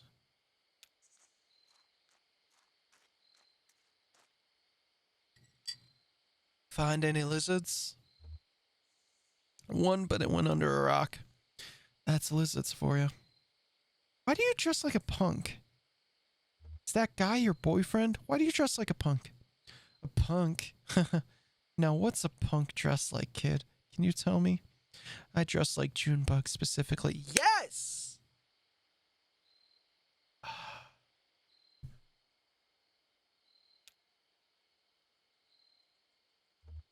I want to be specific. I think you are. It's in the middle of the night, and here you are in a graveyard. Any other kid your age would be in bed. Gotta make choices and own them. You think I was born this foxy? Came off the assembly line about a half-foot shorter and all gray. No eyes. They were going to have us clearing out the old mind. Doesn't matter that you look like under all that rock and water, a bunch of gray shadows shoveling and hammering invisibly at the walls, draining the tunnels. Johnny found some gear, an old tape player. We hid away in an underwater cave and listened to it over and over. We knew we weren't miners. We slipped out onto the road. Just these two featureless shadows. Ever since that night, we've been detailing, coloring in, specifying. I feel more like myself every day. I feel more like myself when it's just me and Julian. Well, there. Now you're getting specific.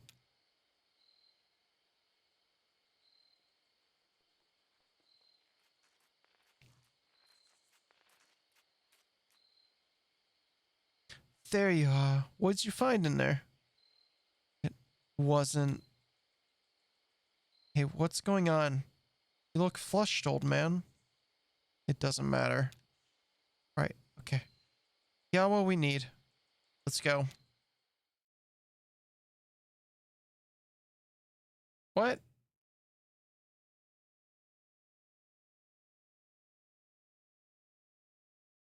Do do do do do do do.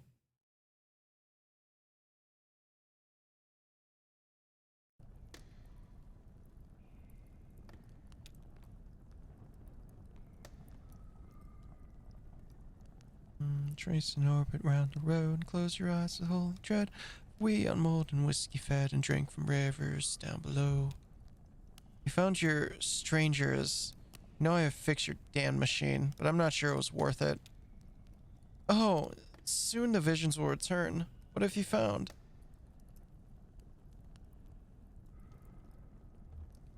Say you need to scrape the mold off the timing crystal. But the mold. Of course, too much mold on the timing crystal would send the simulation adrift. Each moment lived out of sync. By all means, yes, clean the timing crystal.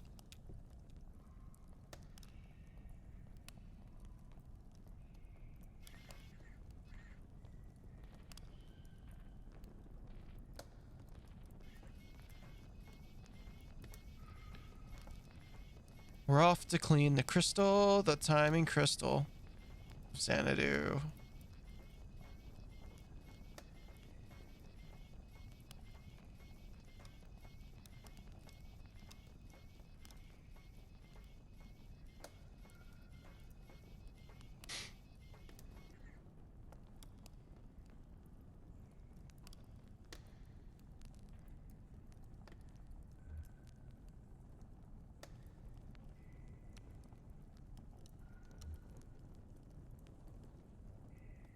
They've already made it, but the camera is still taking a little bit.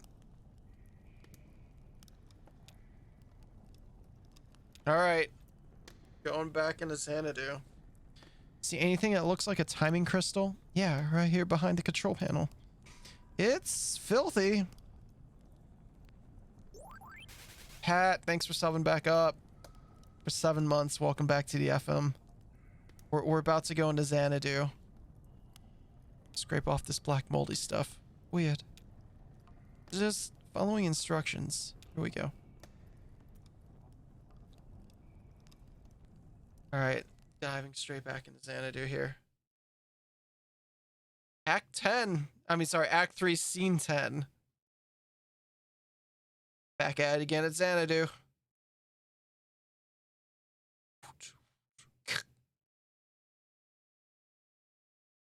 Don't mind if I Xanadu.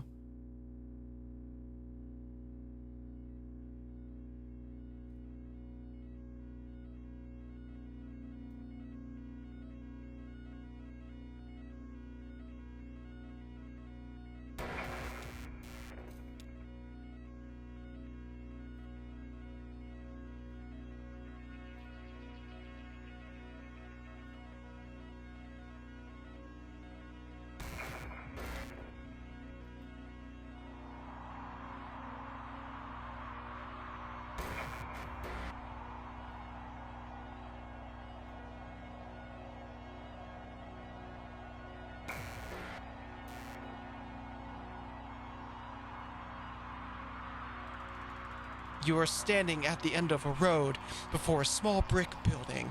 Around you is a forest. Check out the building. Enter building.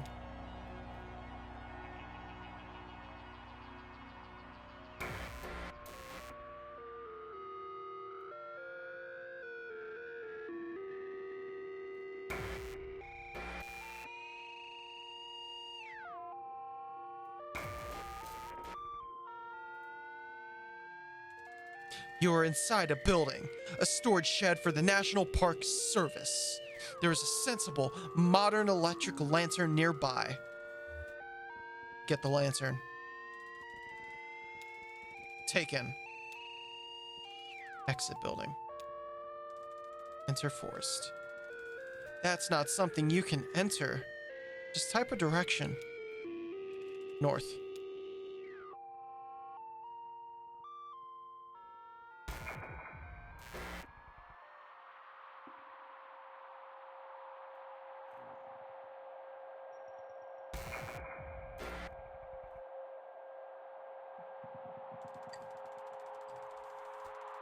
You are in an open forest with a deep valley to one side.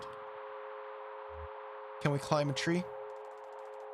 Climb tree. I don't think much is to be achieved by that. Sorry. Can we dig a hole? You can't see any such thing. Pretty limited vocabulary. You're in forest. Okay, it's a maze. East. You're in forest. Lula is here, soldering replacement components in a small handmade radio. Oh, we should talk to her. Ask Lula how she is doing. Hi, Donald. I'm getting the strangest interference out here. I've been tuning the radio circuits gradually as we go, swapping capacitor values and tweaking resistor networks. It's working for a while, but everything I can pick up sounds so distant and muffled. Lula hands you the radio. Well, maybe you'll have better luck. You're good at this stuff. Just don't forget to give it back.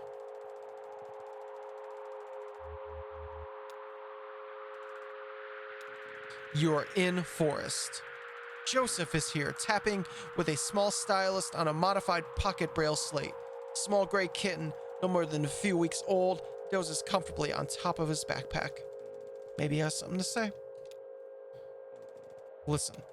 Donald, I was just transcribing your footsteps. Sounded like... Joseph runs his finger along the index card he's been tapping on from right to left. Long, weary song, drearily gone, dearly gone. Beat a melancholy shuffle through these woods, Donald. I've been noting down the sounds of the forest with an ear for speech. And an inborn filter for poetry, I suppose. So maybe it's me being melancholy after all. I'm eager to see what the poetic subsystem makes of these punch cards.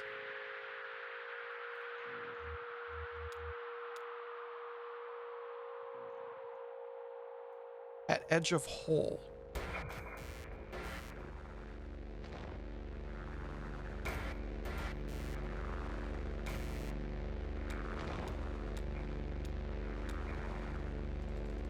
You are at the edge of a massive hole.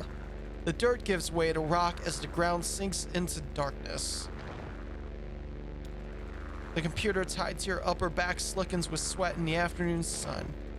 The rope slung around your shoulder has slipped under the strap of your backpack, digging uncomfortably against your collarbone.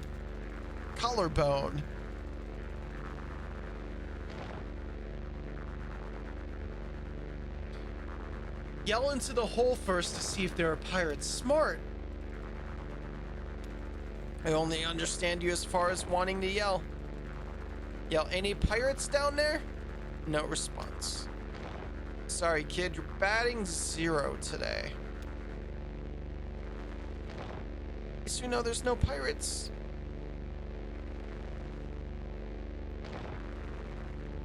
Shine lamp into hole. Your lamp is now on. The lamplight only reaches a few yards down the hole where the rock is coated in a slimy black mold. You can tell that the walls are too slick to climb safely without assistance. Try using the rope to climb down safely. The rope is tied snugly to a tree trunk. Down. Your feet slip a few times on the slimy rock, but you remain stable. Lula and Joseph descend carefully after you.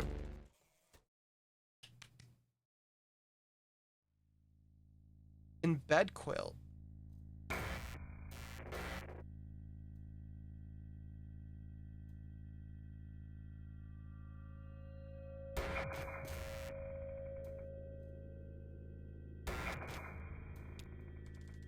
You are in bed quilt, a long east-west passage with holes everywhere. Joseph and Lula remove the computer equipment they're carrying on their backs and begin setting up. That's the last trip, so everything's down here now. Say something back to her. Make an awkward joke. Don't be so morbid. Lula looks pensive. What's the gear they're carrying? Ask Lula about gear. Sure, Donald. We may as well take inventory. Got the tape machine and the synthesizer parts we borrowed from the School of Music. It's all tuned up to my voice, so we won't have time to type so much. Joseph has his slate and the punch cards he's transcribed from the poems we read him. He's got the typewriter and the paper tape reader. You've got the CRT display. How's your back holding up?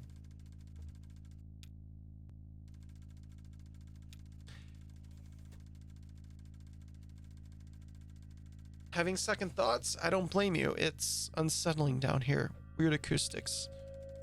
Earlier as we were climbing down, I thought I heard voices for a moment. Or not voices themselves, but the echoes of voices singing. Some kind of eerie, tuneless working song. I'm glad I'm not down here alone. Joseph looks uncomfortable. Jealous. Hey Donald, can you help me wire up these generators? I'll assemble the synthesizer, but I could use some help with the serial interface if you have time. Hear an unfamiliar echo from a tunnel to the east. Wire up the generators. Ooh, maybe if we help Lula, she'll have more to tell us.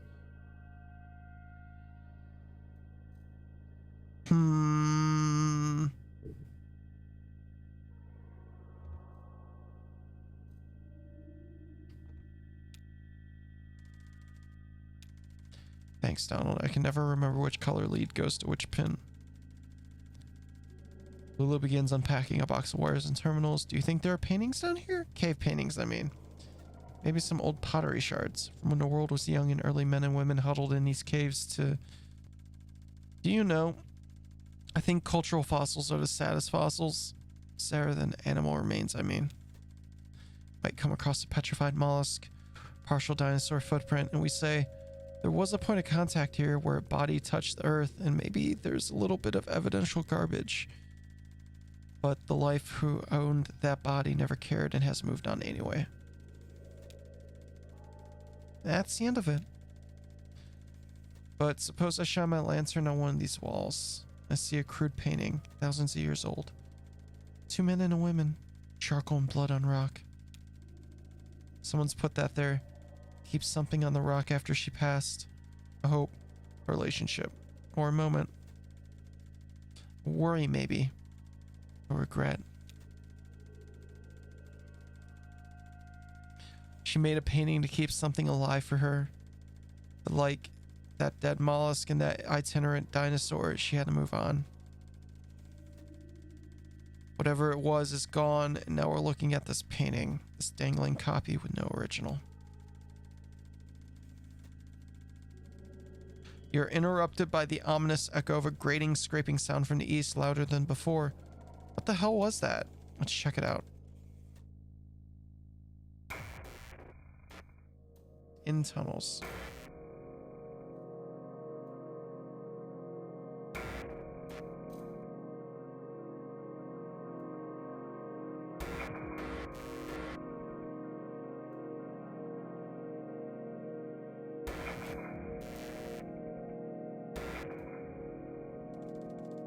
You rush down the tunnel with Joseph and Lula close behind.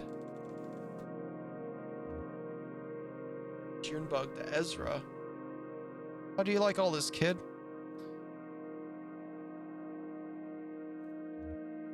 There's a lot of reading, but I'm good at that anyway. Tunnel narrows and soon you find yourself crawling on your hands and knees. Navigating the tunnel gradually becomes more awkward. Smooth rock gives way to jagged, crystalline surfaces. Scratches and taps echo from the end of the tunnel, some short and piercing, some slower and groaning as if dampened by water. The tunnel opens into a large room.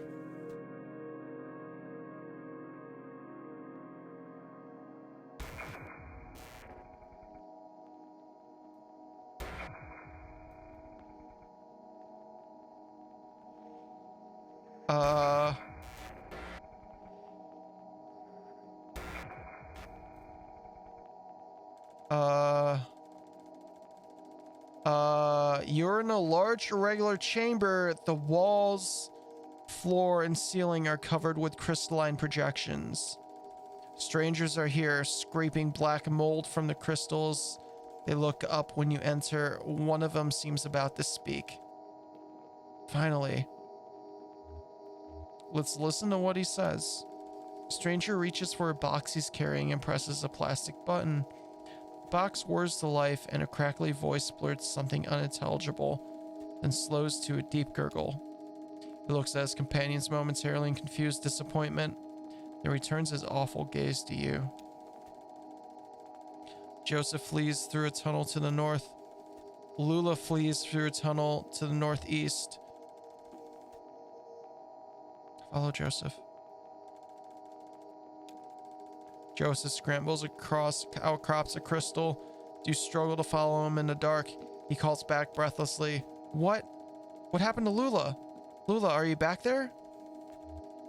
Stay and look for her. Can't see any such thing. Held, you have to find her. Make sure you find her. Joseph climbs through the cave into the darkness. Can't see any such thing. Strangers return to their work scraping the crystals. There's no sign of Lula now. You should leave.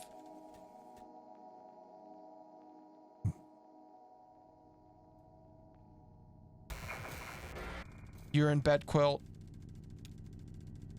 Joseph is here panting for breath. Damn, did they follow us? Where's Lula? Search for her. Only understood you as far as wanting to search. We have to be more specific. Search equipment. The various computer and audio equipment casts angular shadows into the tunnels as you scan slowly across the pile. Nothing. Got one of the tunnels. You select a tunnel at random. Your lantern illuminates several sets of footprints on the moldy cave floor, but they are impossible to identify. Lula climbs down from the rope still tied above. Is it you or more shadows? Lula advances carefully. It really is you, isn't it? Got lost out there in the tunnels. For a while I thought I was running in circles. Some kind of labyrinth. Every rocky wall and floor looked the same. Finally I ended up here. Get out for a bit, waiting for you. I heard voices, but I wasn't sure. Not after what I've seen. While I was out there, I spent some time on the Zero. What? Why? Joseph, it's different than we've heard. It's like a real place. They pick up garbage, they deliver mail, they go to work in the church. My most vivid memory is a parade of images, like a waking dream, or a slide lecture I'll never understand. Television, a scarecrow, a crystal, a feather, a sandwich, a CRT monitor, a bottle, an anchor. Joseph seems agitated. What's up with Joseph? Ask Joseph what is up. Nah, it's... Lula, you've heard the same damn stories as I have. There's a cathedral, Joseph! A cathedral! I'm not saying it's any ordinary highway. The cars that passed. The things that passed. Why you've got to be so damn fascinated, Lula? Why you've always got to... Doesn't matter now, damn it. I'm leaving. To hell with all of it. Get him back on track. We're still close. Divert Joseph's attention. You shout something at Joseph about the project you're working on together. You'll die in these damn cold caves. What about those men? You know they'll come back. Tell them we can find somewhere to start a fire. You shout something at Joseph about going deeper into the caves. Did you hear their voices? They're not... They'll find you, but not me. I'm going back to the surface. Stop! Your stupid fight is ringing through the whole damn cave. Joseph is right. We can't stay here. I'm leaving too. I'm not going back to the surface. I'm taking my station wagon. I'm heading down to Zero. Make sure...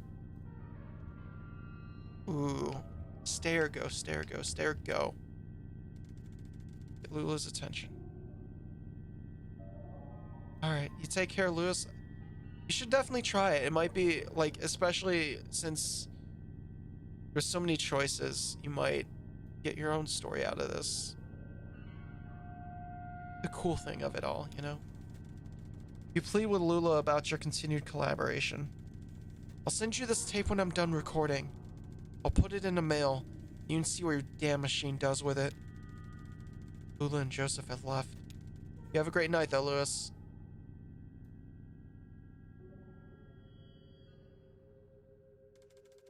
Abandoned by your collaborators, your confidants, your companions, the only two among your colleagues with whom you've ever trusted the gift of your friendship. Pretty thick. Sounds like Beardo had his heart broken. You wander the tunnels alone, dragging along the components of your unrealized masterpiece, combing the underground passages for a new site in which to realize your vision. Sounds like a genius. How do you mean? Vain. Vanity. Ain't it the truth? My Aunt Remedios, before she got into the whole ethnomusicography thing, she was a painter. Mostly nudes and oil. She had this model. I never forget him. Big, classically physical guy. Looked like he was about to storm Troy. Made everyone call him the Colonel. Weaver and I saw this guy naked a lot. You couldn't help it.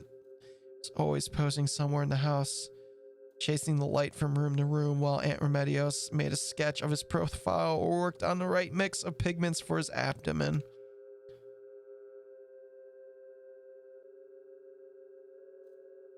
That's not good.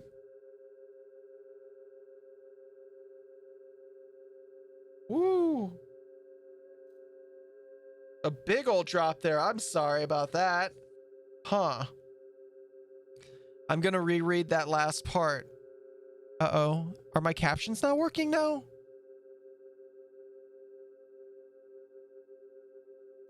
Like my captions, I think, just broke. One sec. Test.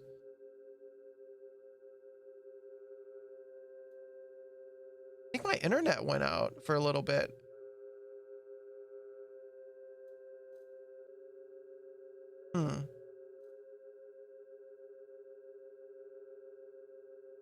Test.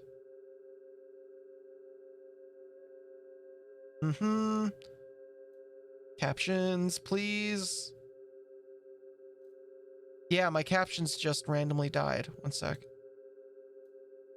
Testing, testing. There we go. I just had to refresh it. Okay. Aunt Remedios was trying to get his hair right. She kept arranging it, like half in front and half behind, running over his shoulder and laying across his chest in this very specific way. But it itched him or something, and he'd do this weird indignant shuffle thing, or the wind from the open window would push it around, or he'd start and turn his neck when Weaver or I ran by. Everything would be tangled again. The final product was a swirl of black lines billowing around the top of his neck. Weird thing is, I don't even remember his face now. Just that black swirl. Probably the best one she ever painted.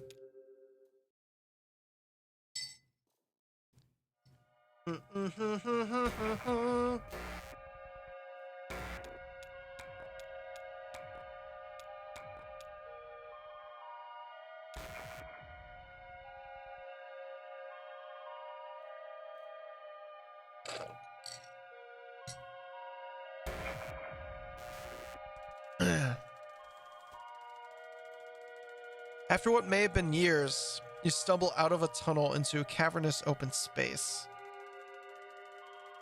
Stalactites adorn the ceiling like grotesques. In the center of the room is an enormous rocky spire. This is where you'll set up your equipment and establish your legacy.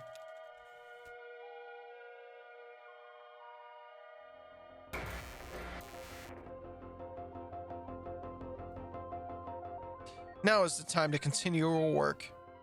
Research assistance, 0. Realism index, 37%. Romance index, 2%. Mold coverage, 0%. You may hire a new research assistant, assign assistants to a task, or sleep until tomorrow.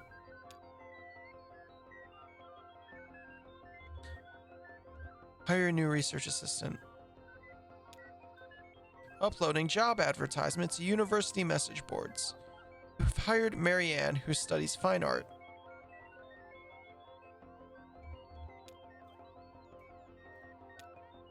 May assign research assistants to debugging, transcription, or speculation.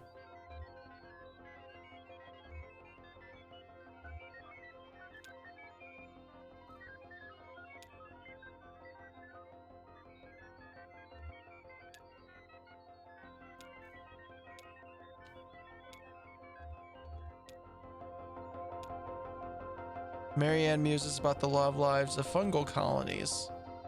Now is the time to continue your work.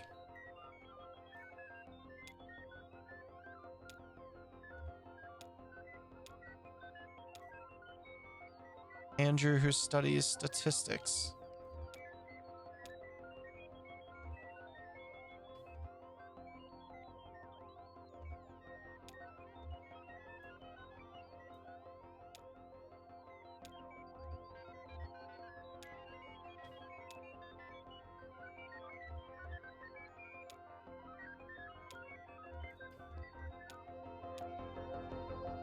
Andrew extensively notates tunnel diameter as a functional length. Marianne makes a convincing argument for the edibility of stone. Greasy black mold is collecting on the computer equipment.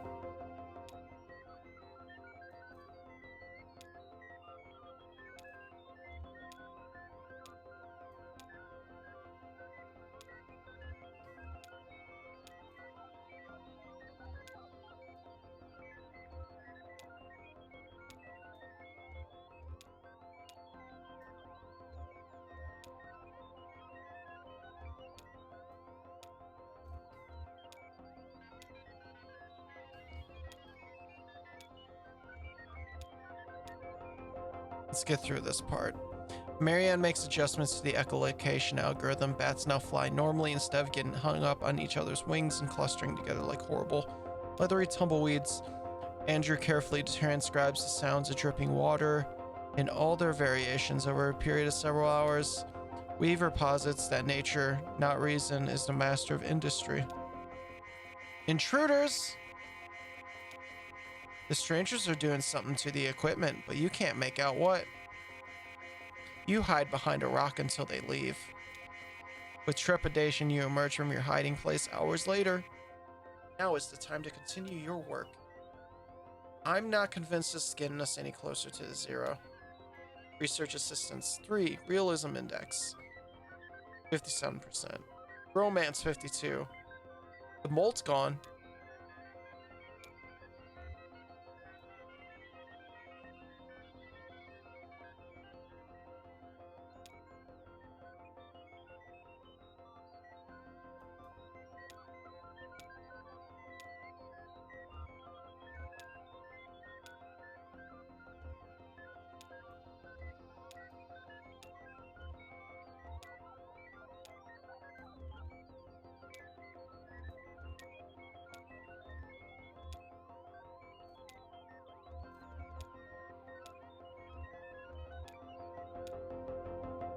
Weaver identifies a bug with the oxygen level simulation, unable to fix it.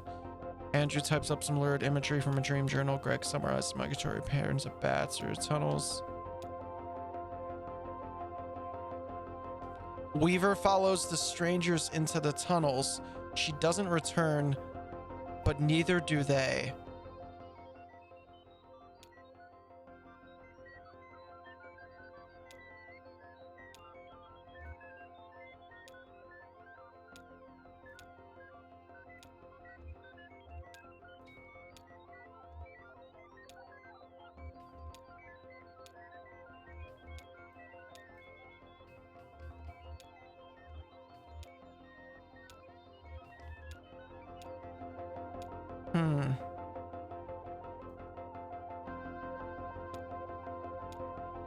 Rick had ideas. Andrew had ideas.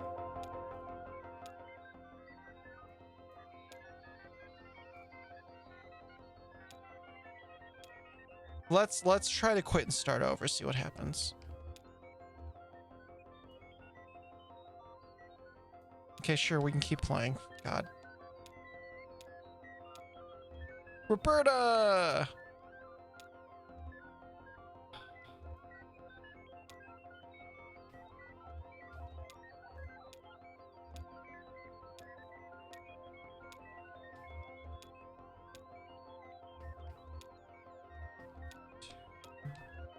Sleep.